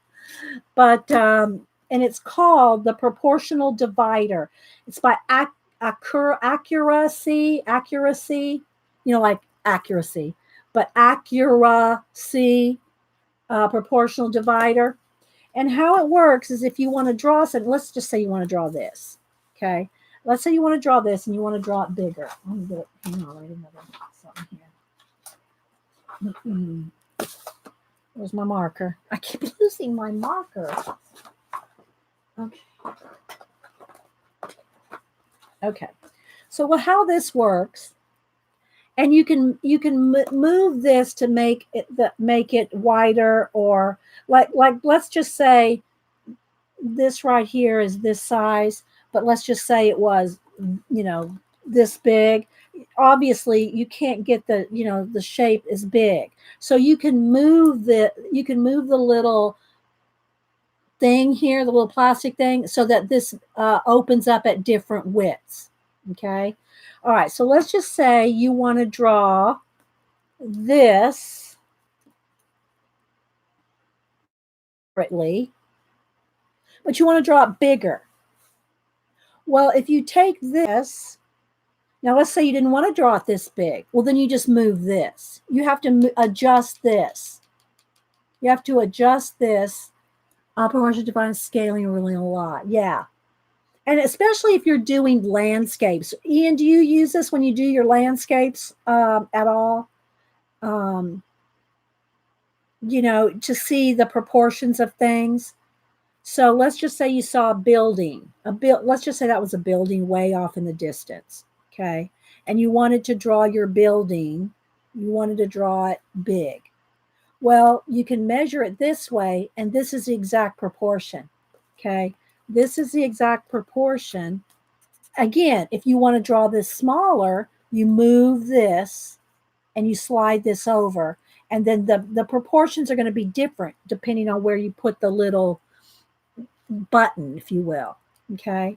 So now, all right, so you did, all right, so like, I'm trying to look in the camera. All right, so you got this is that wide. All right, now you want to do this width. Then it's almost a square, but a little bit. You see? So then you go over here with this wide. Many face put thing painting that needs to be scaled right. Anything that needs to be scaled right, yeah. I figured in landscapes, especially, Ian, like, you got a building way off, you got a building that's way off, and then you got like a boat that's right here, If y'all haven't seen Ian's paintings, I love his watercolors, although he's been doing acrylics for the month of April. I think is it over now, Ian? So when you take this off, and it's real tight, guys. I remember trying to do it on that last week's show. It is tight, but you want it tight. You don't want this thing falling apart while you're trying to measure, right? You just slide this off. You move the little button down, and then the proportions are going to be different depending on where the little knob is. It will give you different proportions. I need to put one of these in my Amazon cart. Yeah, and it's really, it can be handy. For me, I think it would be really handy with landscapes. Okay, here it's called Accura, ACCURASEE, proportional divider, and I think it came from an independent seller. I don't remember, but I think it came from an independent seller. But it's plastic. I liked it because it was plastic. You can get these in, architects and different, have them in metal and, Yeah. Accuracy. Oh, okay. Yeah. Accuracy, proportional divider. Let me see if I can read. Oh, here. Let me see if I can read this. ISB. Well, I'm not sure if that's their personal. I don't know if that's the ISBN that would be. Yeah, you can find it. $13 in shipping. Okay. Yeah. Okay. Thanks, guys. Proportional divider is what Jean Mama 4 put in Amazon. Came up $13 plus shipping. So yeah, and it comes in this tube. And I just giving you some more ideas and tools here. There's several good videos on how to use them. Yeah, Ian. Thanks, Ian. Okay, so I'm not going to get too much into this because I want to kind of stick with this. But what they're doing here is they're using a pencil to measure. So in the same way, like, all right, let's say you wanted to draw this and it's way far away. You can measure it like here to here. Well, you can do it with other methods too. It's just, it's easy to do with the accuracy or, well, the proportional divider. Okay. Another kind of sighting, compared relative lengths and widths. See, that's what they're doing here with the pencil. Here. So,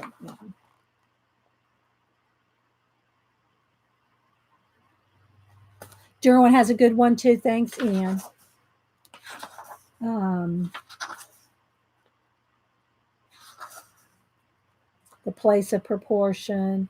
And again, if you trace those faces like I showed you in the magazine, you'll start to be able to see like this. Oh, sorry, you'll be able to see like this rather than like that.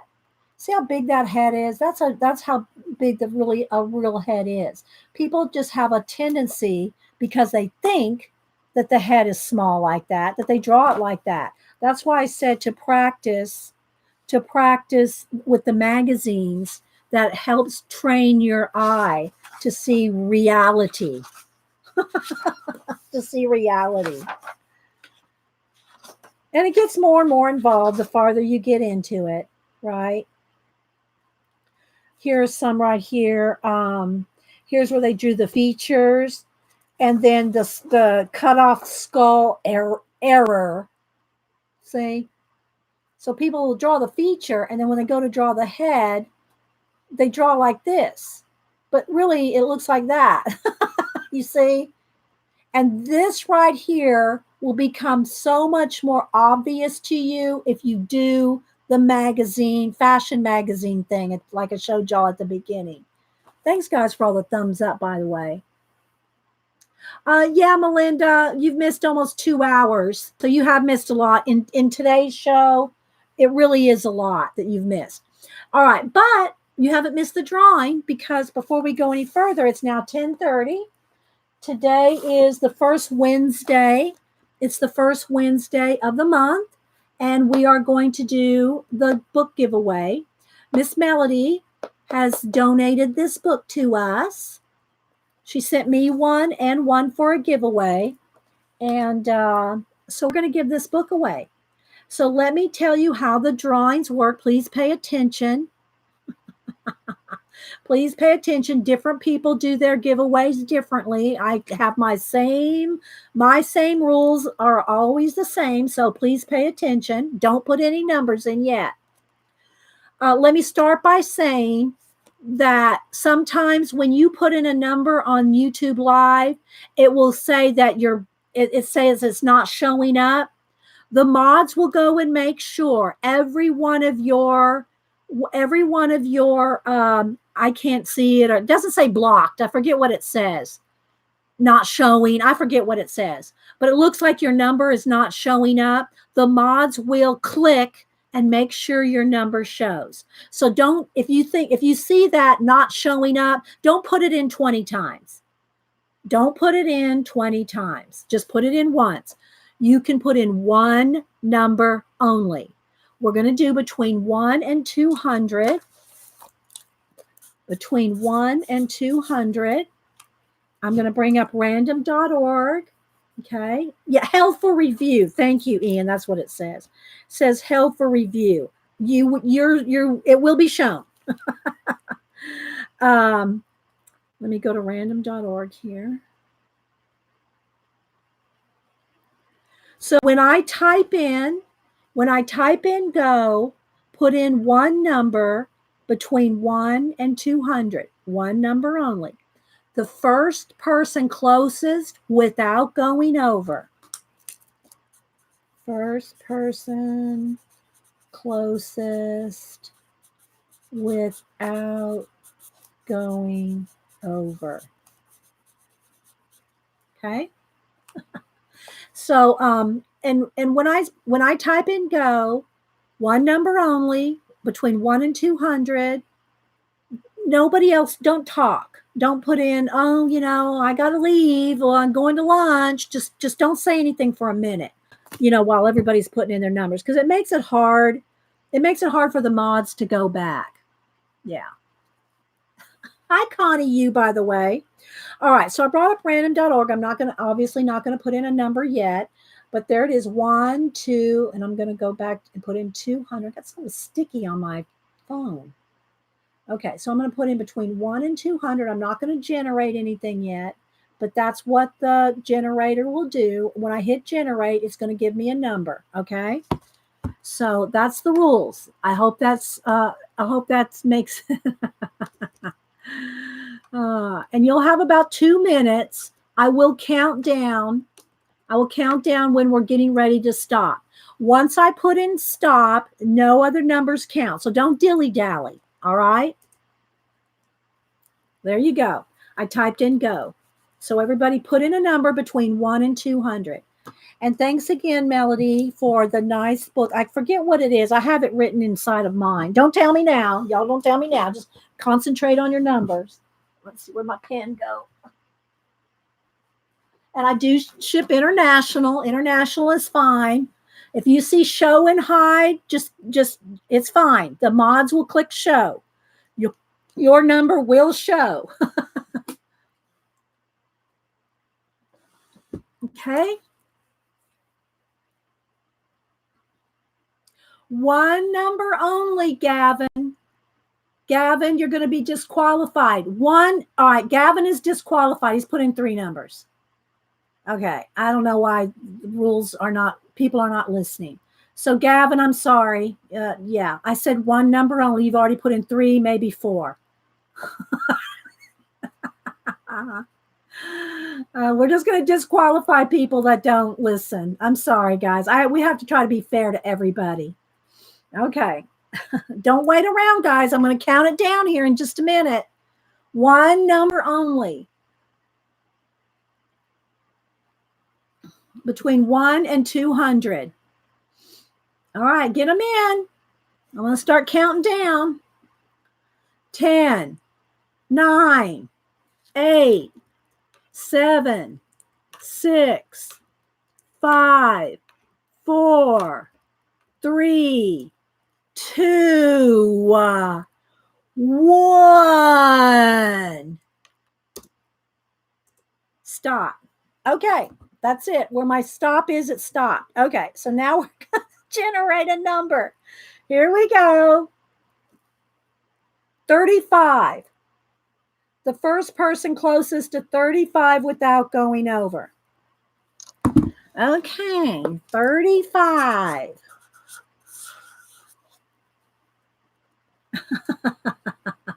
And I'll wait till at least 2 or 3 mods confirm for me. I only have one of these books. We want to get it right. Oh, my goodness. Okay, closest to 35 without going over.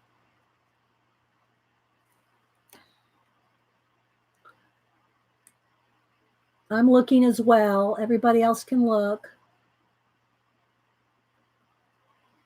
Closest to 35 without going over. I see a 20. Let's see. I see a 21.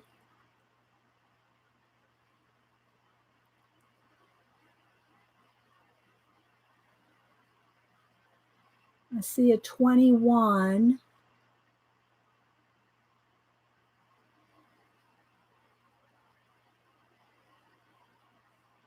Oh, I see a 29. I see a 29. Okay, I saw a 29. Yeah, I saw, yeah, Tanya. Tanya had 29. So Tanya Woodward, email me your address. Congratulations. Yeah, Tanya Woodward had 29. So I want to make sure she sees she won. And mods can give her my email. Email me your address, Tanya. Congratulations, Tanya. And thanks, Melody. Yeah. I want to make sure she's aware. I haven't seen her. I haven't seen her say anything yet. I want to make sure she sees. There she is. Okay. Tanya, grab my email from Terry Trouble or one of the girls and let me know your address. And I'll ship. I'm shipping everything. I got a whole bunch of stuff to mail out on Saturday. So it'll go out on Saturday. If you are in the US, it'll go in a priority envelope. Priority, well, it's not an envelope, it's one of these. One of these. It'll go in one of these, priority thing. If you're out of country, then it'll just go in a regular envelope. Okay? And thank you, Miss Melody. All right. Thanks, everybody, for trying to play along correctly. All right, let me wipe off my phone. I got something sticky on there. Oh, Terry, you got to go. Okay, wait, Terry. Let me say bye to Miss Terry. We don't want her shoulder to go out or be aggravated, I should say. We like our Miss Terry. We like Miss Terry healthy. So here we go, Terry.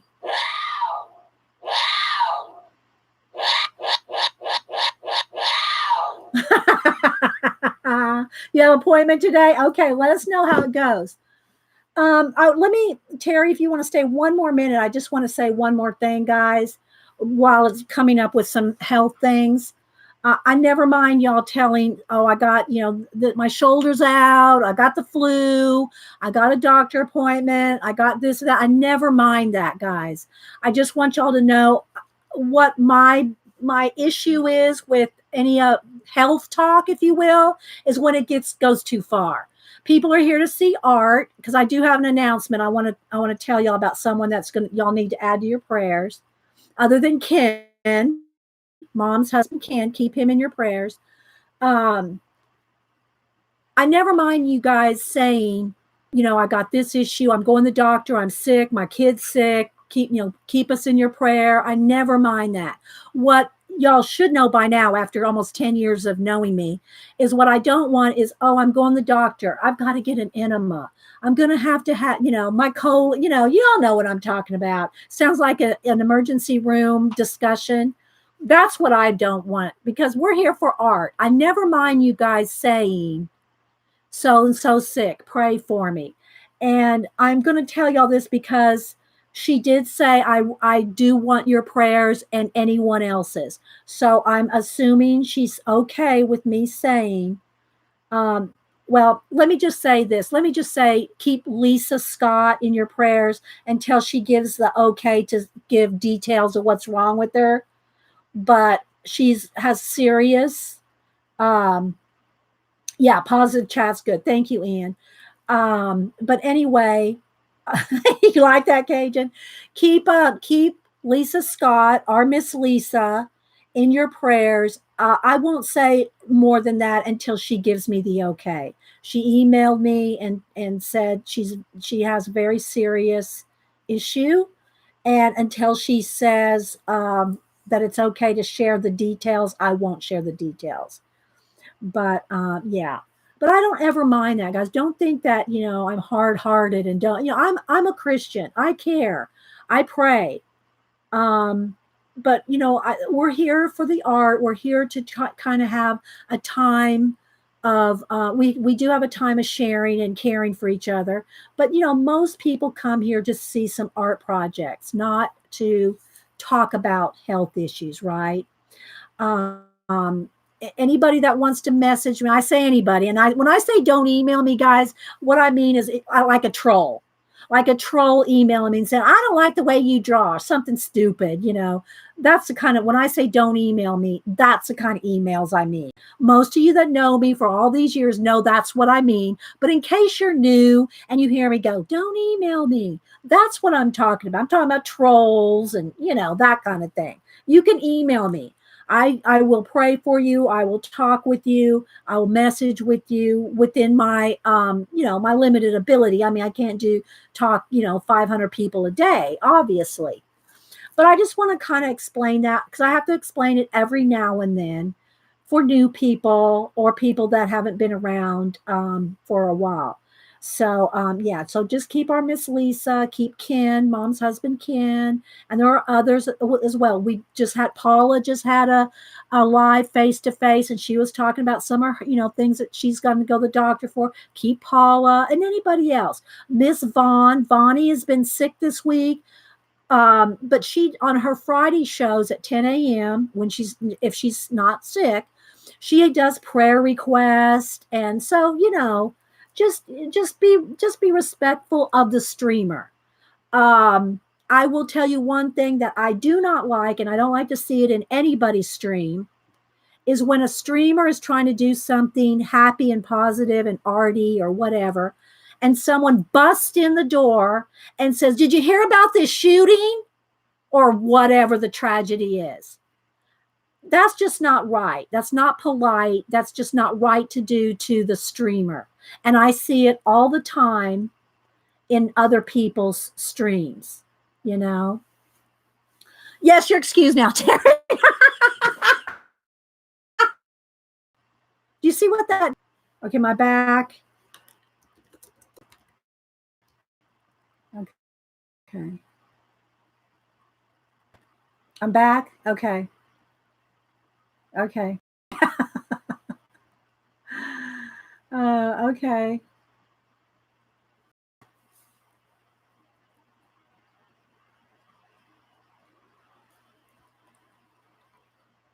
Okay. Some people are saying I'm back. Okay. Am I back?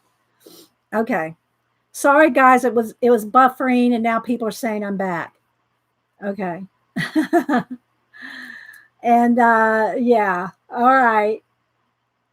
So anyway, I'll leave it at that, guys. I'll leave it at that. Just don't come into someone's stream and, talk about tragedies because that leaves a streamer in a very uncomfortable, like, what do you want to do? Do y'all want to stop and talk about it, or do you want me to keep arting and so yeah. Okay, we're back. Okay. All right. So I just want to make that announcement. I wanted y'all to keep those few people in your prayers. And yeah. All right. So let's go back. All right. Yeah, exactly, Teresa. And I think everybody gets it. Everybody gets it. All right. So again, now she gets into the proportions of the face, and again, you can see where it's divided in half where the eyes are, the bottom, and then that in half for the bottom of the nose, and almost in half for the mouth. So it just gives you a good overview of the basics. A journal that I'm making for my dad. I am inviting my kids to send me anything Western or country things include other. Um, Christy, I don't know if I can do that. I really can't tell people to do that. If you said it here. If you want to, you probably don't, maybe put your email address, Christy. You don't want to put your address here in live chat. And that's the other thing too, guys. If you leave a comment, on the YouTube videos, do not leave me your home address in the comments. I know maybe new people don't understand that when you put your address, that's there for hundreds, if not thousands of people to see. So if you want to put your email address there, Christy, for people to send you an email and you can give them the details, but I can't endorse it or whatever. So, oh yeah. Thanks, Devin. Because of the buffering and the lag, guys, make sure your settings wheel is up to 1080 or at least 720p. Because it buffered, you might have knocked back down to 144. Okay. Okay, there. I'll show your email there. Okay. Thank you, other moderator that just handled this. That's what came up. um,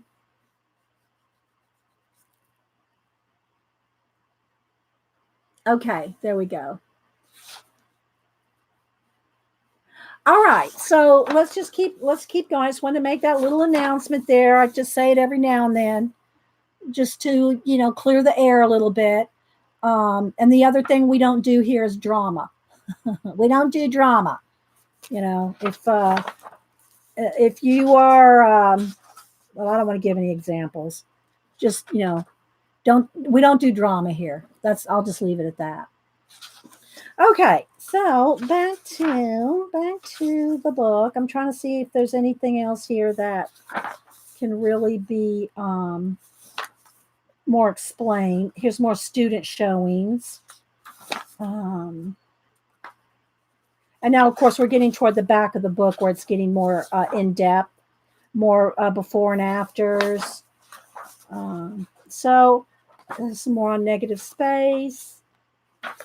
So again, guys, I would recommend, you don't have to get the workbook. This is newer. The workbook is newer. And this book's been, I think, republished a few times.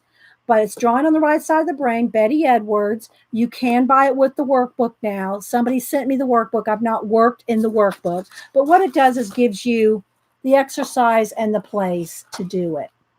Okay? So if you want the workbook, like here, drawing this upside down, they give you a place to do it. You just do it on plain old copy paper. You don't have to have it. But if you really are interested in the idea, the project of it, then I'd recommend getting both. But okay, so thanks, Marie.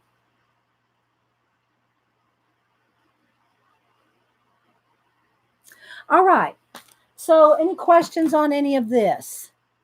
The other thing that I thought I would try to squeeze in today, if we had time, which we do, is I'd already drawn some of these little projects out of the Art of Botanical and Bird illustration. This book is normally $19.99. I got it at, I think, Hobby Lobby for $4.99 on clearance. So I thought maybe we would try to do a little, play with the gouache a little. I haven't had a chance to really play with the Arteza gouache. Let me find where I put it.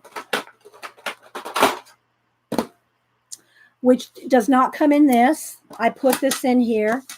Okay, so the Arteza gouache, let me show you.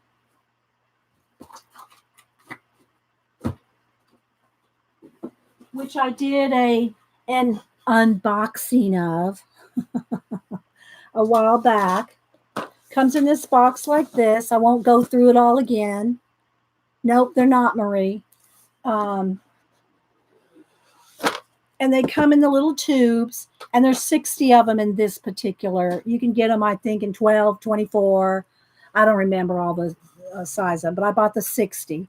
So what I did is I bought some of these. Thank you, Janet, for enabling me. I bought some of the little pans and squeeze some out. This is a watercolor, an inexpensive watercolor set that and this is some ink from another project that won't wash out. It's ink, and I tape down with some double-sided tape the little pans onto the tape, the puffy paint, and put it in the little tray, and then I just put the lid on, and here they are.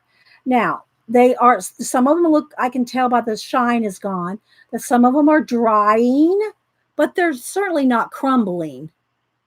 Okay, and it could be because they're in a tin with the lid. Some of them look like they could still be moist. Yeah, see, look. See, they're still wet. They're probably all wet. Some of them don't have the shine to them, but yeah, they're still wet. So they're not even drying up. Which I would still spray them with water anyway. They are officially weird. They're officially weird, Ian. Okay, it could be that I keep them in the tin though. Some people are saying they're going to dry up and they're going to crack and they're going to drop out. Well, maybe if I left them open like this, they may do that, right? If you use a magic eraser, you can get that ink off your lid. Oh, a magic eraser? Oh, yeah. You mean one of those Mr. Clean things? I don't have one, but I know what you're talking about. Okay. The magic eraser will take that ink off. Thank you. Thank you, Cajun Sunshine. That's good to know. Let me write that tip down. Okay. Magic eraser to get ink off palette lid. Wrote that down.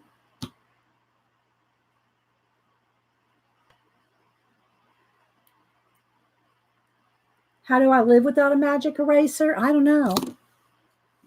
I guess I just have. If it's on my hands, I use my craft scrubby, Janet.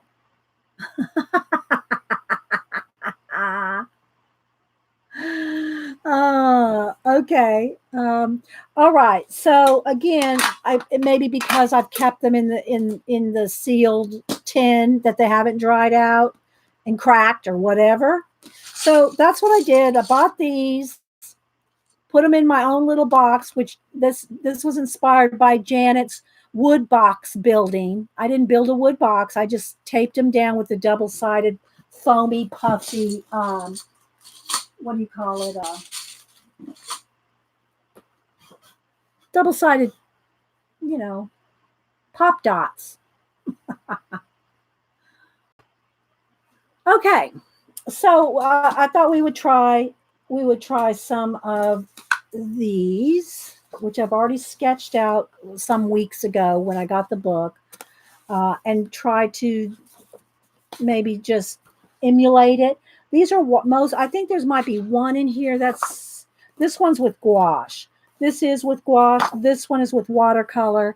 I'm just going to look at the pictures and I'm not really going to follow along. I know, isn't that terrible? I do need my tray though, my clean tray, because I can't use this lid as is. So let me get my this tray that I did clean out with a baby wipe, because I'd never used anything but watercolor, water soluble mediums in this. So it just wiped out with a baby wipe. And so, yeah, that's what we're going to use. All right. Any questions? Let me see chat. I know there's 60 colors. And again, the only other gouache I've ever used is like an inexpensive kid set, never really. And this is not M. Graham or anything like that, right? This is, probably a mid-grade. You're welcome, Christy. You're welcome. If you have not seen Janet's box building a tray for watercolor, yes, exactly, Ian. She does an awesome job building a box for her watercolors. I have a picture of it. Let's see. Let me show you a video showing how she did it.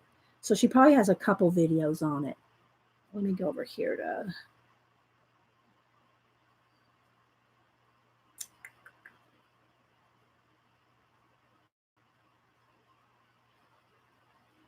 All right.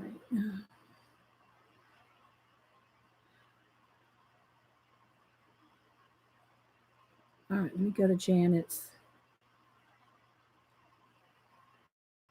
Oh, here it is. All right. So here's what Janet built. She built this. And this is for her, M. Grams. Do you have anything in here besides M. Grams, Janet?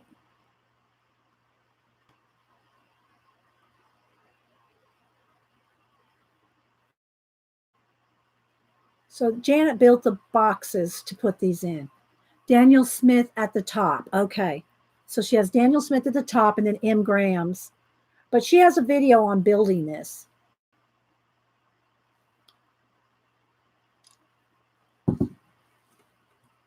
About, okay, I saw that. Thanks, Susan. Yeah, I got this at Blick, I think, some years ago. And probably the last few times y'all have seen it, it's been full of watercolor and, um, you know, all kinds of water, so like neocolor and whatever markers, any water soluble stuff. But I said, well, I'm just going to clean it out. And okay, thanks, coloring with D. Thank you. Okay, so let's see what we can do here. Maybe we'll start with this artichoke. So again, I drew these out a while back just to have them to watercolor. At the time, I didn't even have the gouache. So I just drew these out. I don't know where this one's from. I think this is from another book. There's an onion, an artichoke, and what is this root? What is this root? It just says drawing a root system. What kind of plant is this? Does anybody know? Does anybody know what this is? I guess it's just some kind of a flower bulb. Could just be any kind of flower bulb. I don't know. But anyway, so and this one they did do with gouache, adding color with gouache. So, but again, I'm just going to mess around with it, um, play around with it. So what they did here is they had how to draw it. Oh, again, this book is The Art of Botanical and Bird Illustration. Mindy Lighthip. Thip. Lighthip? Lighthip. Lighthhipe. Lighthip. So, yeah. Okay. So I'm just going to look at the finished one here and kind of mess around with some gouache. I don't have the names of any of them here, and I'm sure they're probably not named all traditional. Well, I'm pretty sure they're not. Let me get my. Hang on, I got my swatches. Let me get them here. I swatched them all out in a sketchbook here. So I swatched them all out. And so they're going to have their own names. Like burnt umber might be, your typical name, Naples yellow, olive green, but they're going to have like latte brown. They're going to have different names. So summer oil crimson, mid yellow vermilion, burnt sienna. So, I do have them. There's the 60 colors right there. You're very tempted to get them, Ian. Well, I can't, this is my Black Widows. I got my Black Widow pencils all also all swatched out, ready to use. So we'll do that on another day. Okay. I don't know, Ian, if they're good or not, because I don't know. I don't know my gouache, Ian. Oh, I'm making some space here. Let me find some brushes. Let me find a couple brushes here. Mm-hmm.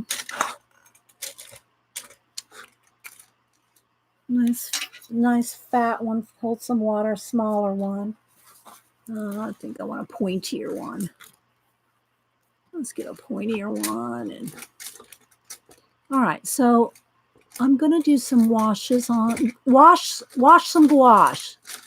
Still searching through my brushes here. Might need a smaller one. Okay, I'm just gonna get a couple, 2, 3 sizes here. All right, so we're gonna see. We're gonna see how this works. So first off, I'm going to kind of let's do this. I'm going to kind of test. I might start with the light green and then just work my way up, right? I need a thing of water. My water is really dirty. Hang on, guys. Let me go get some fresh water. Look at my water. Hang on, guys. Let me get some fresh water.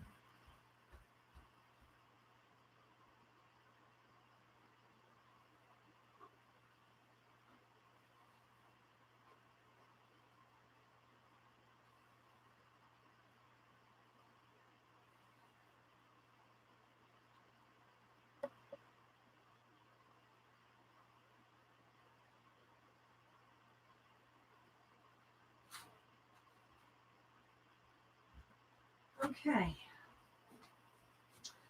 Some paper towels.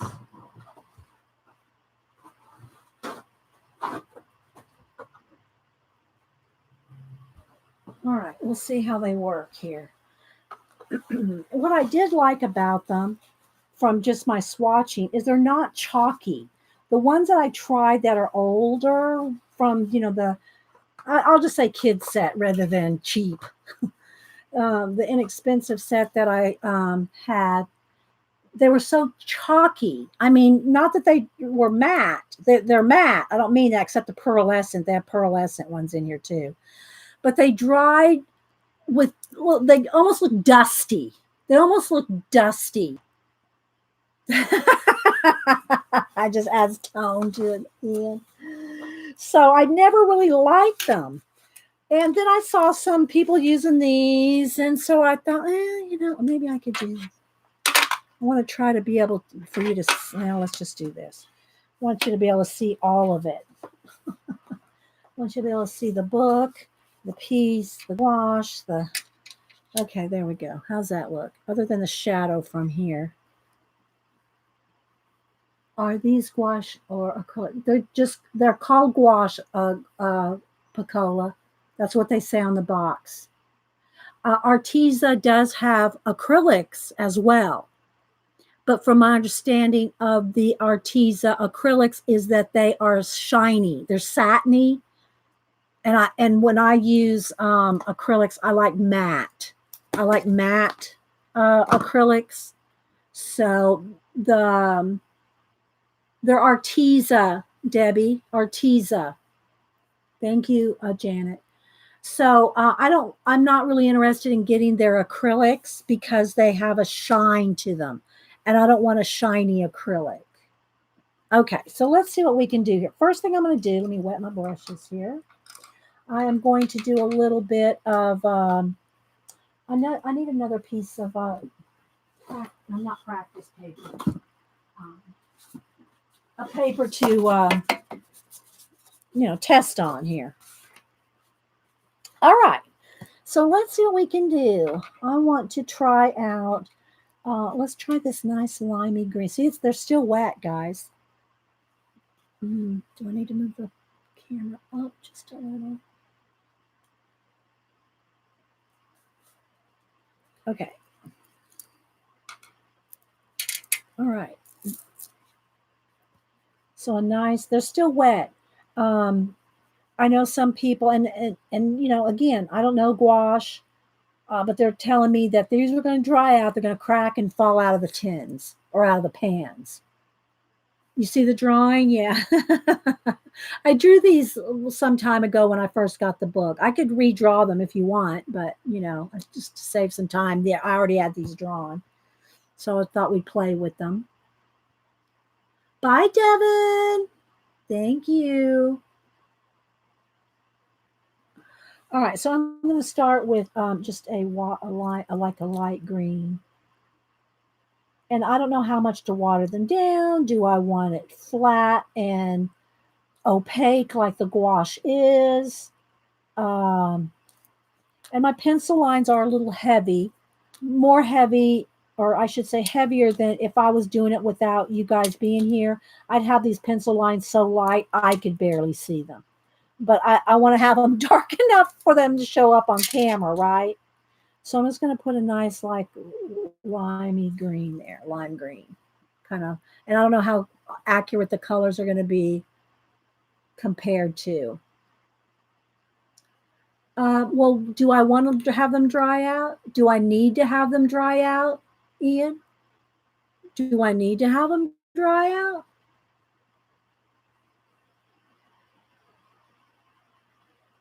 I don't know that I need them to dry out. To me, this is the convenient thing. This is convenience to have them rather than squeezing them out of the tube every time I want to color. I'll just leave them in here. Now, if they do dry out, I'll just spritz some water on it, right? And reactivate it because they will reactivate. Hi, Ro. How's it going? Reminded there are two types of gouache. These are water-soluble gouache. There's also acrylic gouache. Jean said that Turner makes the acrylic gouache. That is permanent when dry. Okay, thanks, Jean. Well, as far as I know, let me go over here to my swatches, Gene, where I have them all dried out. Let's see if they reactivate. How about that, guys? Okay, so here's my gouache samples. Let's see if they reactivate. That should tell us then, right, Gene? Okay, they reactivate. So they're obviously not acrylic if they reactivate, right?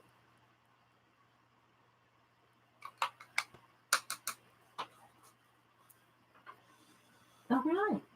Now we know. Thank you, Jean. Hi, Jean. Welcome back. You can't put the acrylic gouache in pans like this. Okay. These are water soluble gouache. Okay. Thanks, Jean.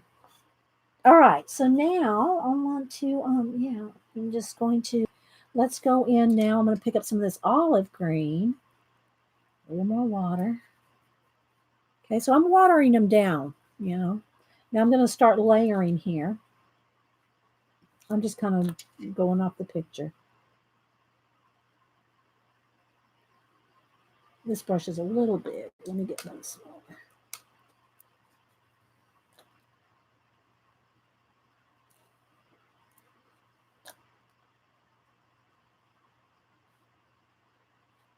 Oh, maybe I should zoom in one. Let's see. Which I'll be able to see, but I want you to be able to see everything. Is that a little better, maybe? Ah, maybe. They're good for a long, long time. I would start transparent. That's what I'm doing so far, Ian. Yeah, I'm kind of starting transparent, layering up. I'm layering up.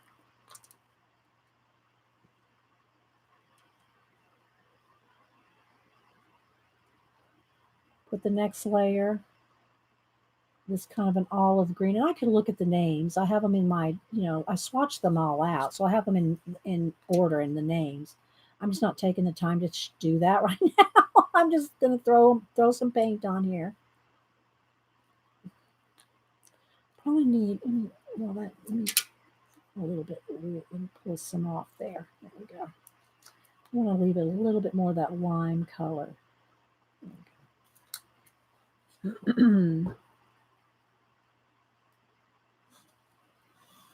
So all my watercolor friends, Ian, Jean, Janet, they're all gonna be telling me now do this, which is fine. I'm not dissing. That's fine.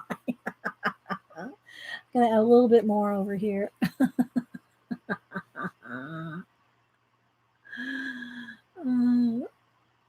was. Let's see what you said. I was. Yeah, that's what I'm doing. I'm kind of layering it up. Right. I just thought it would be fun, kind of fun to play with them a little bit, see how I like them. I don't know how much different they're going to feel from watercolor to me. They get so far. This just like using watercolor. I'm not sure, what so much the difference is until I start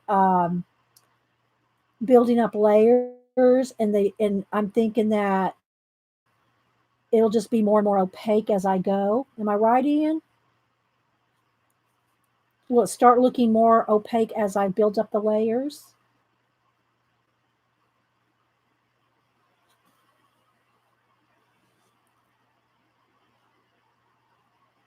They don't use their pigment names of the color to confuse people. Yeah.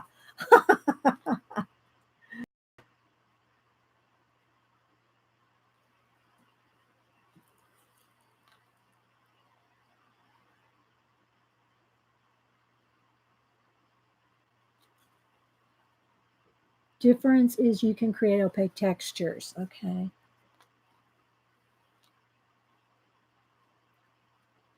Because, I don't really use a lot of watercolor. I mean, I use it as basis.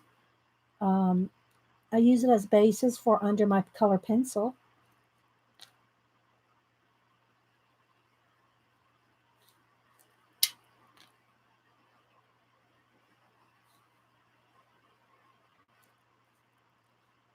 How am I doing, Jean? How am I doing, Ian? They're probably over there biting their fingernails, going, "No, she's doing it wrong."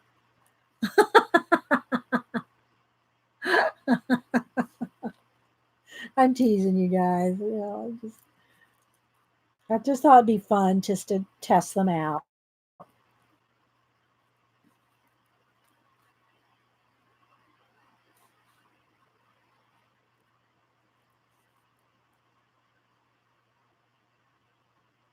Okay. Now, I'm thinking I should dry it, right? Well, I know, Ian. We know that. Um, I should dry it before I go to the next layer, right? Because now I'm thinking if I'll just be kind of lifting, right? If I go in there, if it's not dry. Okay, let's dry it.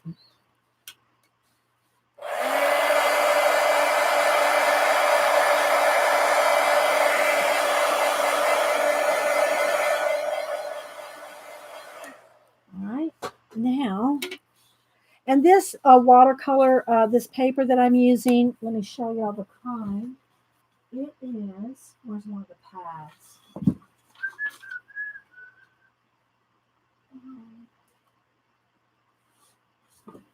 It's cut up, they're cut up pieces of this Strathmore Vision watercolor. This is it's 140 pound, 11 by 15. And I'll tell you what I like about this Vision, Strathmore Vision. They're just all cut up.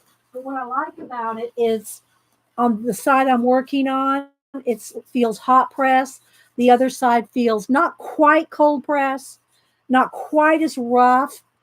Not that cold press is that rough, but it's rougher than hot press. It's a little bit more textury on one side, and then it's smoother on the other.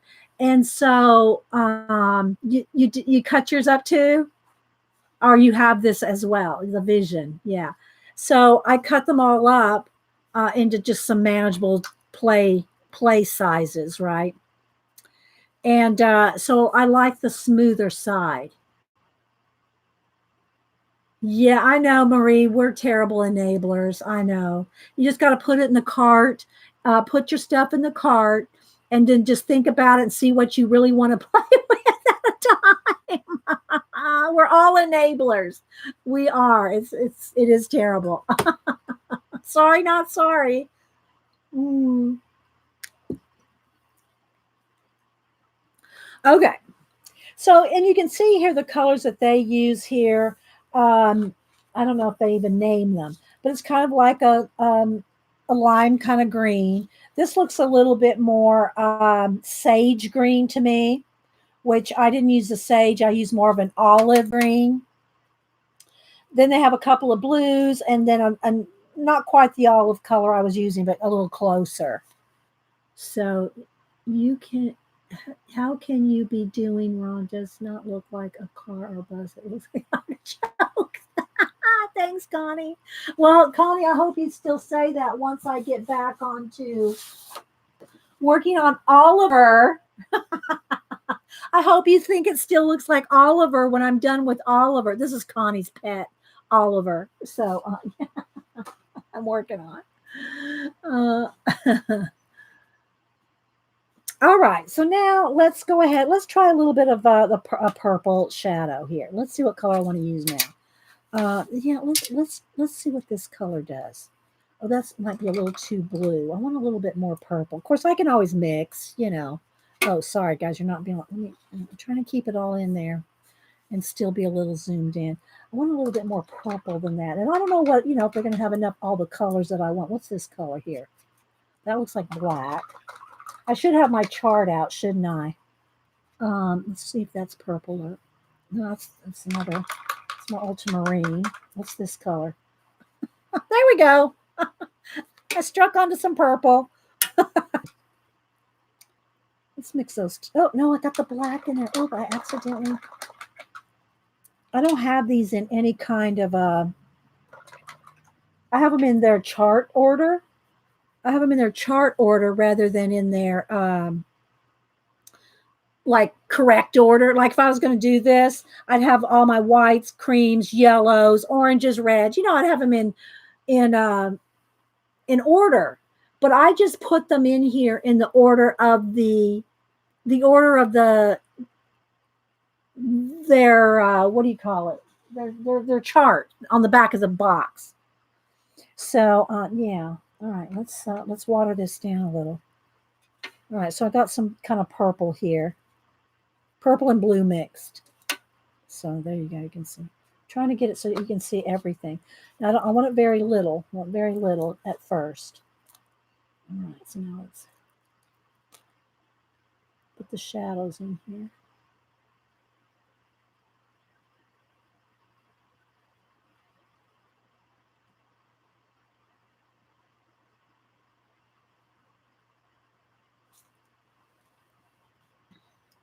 You can move the book away a bit to the left. Okay, yeah, that's a good idea. Move the book over. Ah, there we go. Now I got to move. Um, I don't want to get too far away from the camera here. There we go. Thank you, Anne.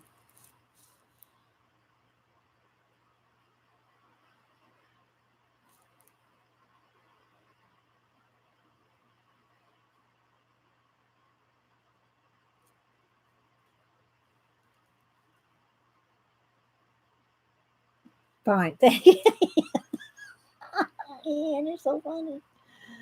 Oh, I love having Ian as a mod. He's awesome. Okay, so now I kind of want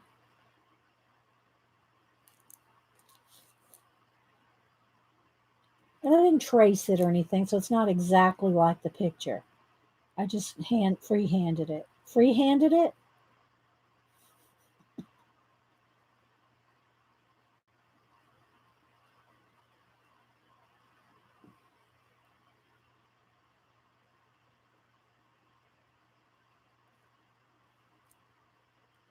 I'm using very, very little paint.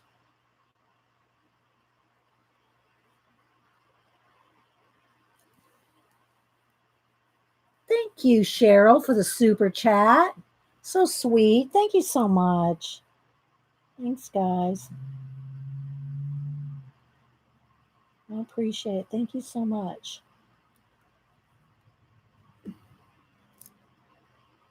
I thought I heard my mailman go by, but no.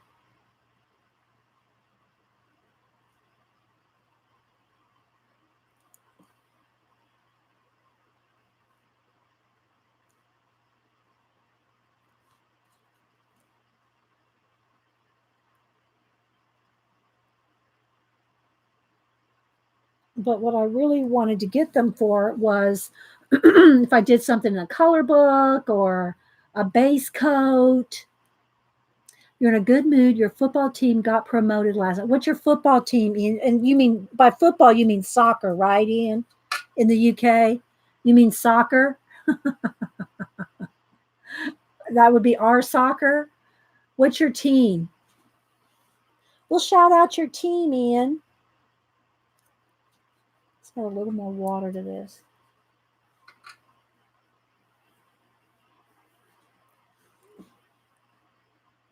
Thanks, Cheryl. I'll be sending you out some little art.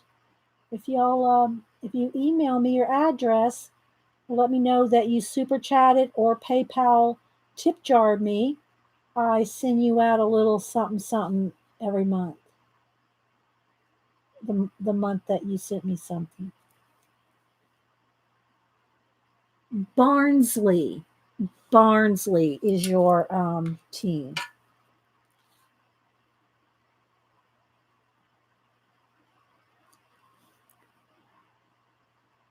Yeah, so I mean I knew it was. I'm just honestly I'm giving you a hard time, but sort of kind of.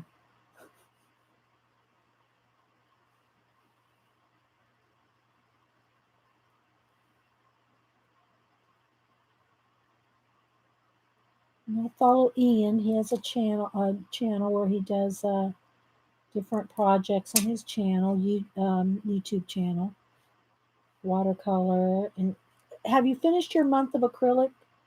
He was in, I think it was Cinnamon Coonies, right?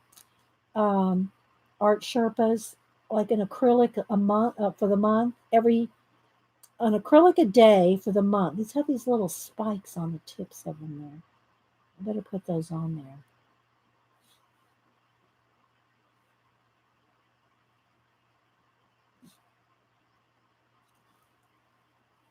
Thank you, Debbie, for the $14.99. Thank you, Debbie. Make sure, Debbie, email me. You, both of y'all, email me and just say super chat. I have your address, but just email me because I want to make sure I add you to my monthly thank yous. And yes, it's Old Town dating back to before the Roman times. You're welcome, Debbie. Debbie said, thank you, Dee, for everything you share with us. You're welcome, Debbie. Thank you, guys. Hi, Camille. I don't think I saw you.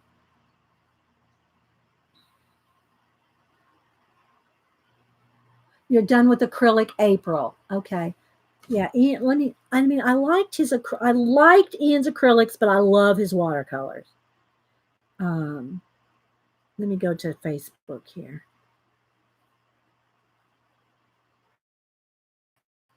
He did a lot, every day.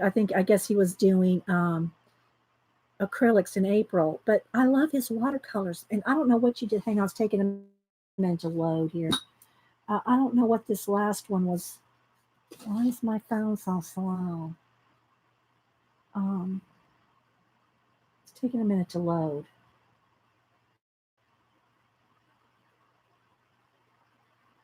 Okay, well, this one is an acrylic. This was one of his acrylics. But it had a watercolor vibe to it, Ian, even though it's in water and acrylic. Okay, here's one of his flat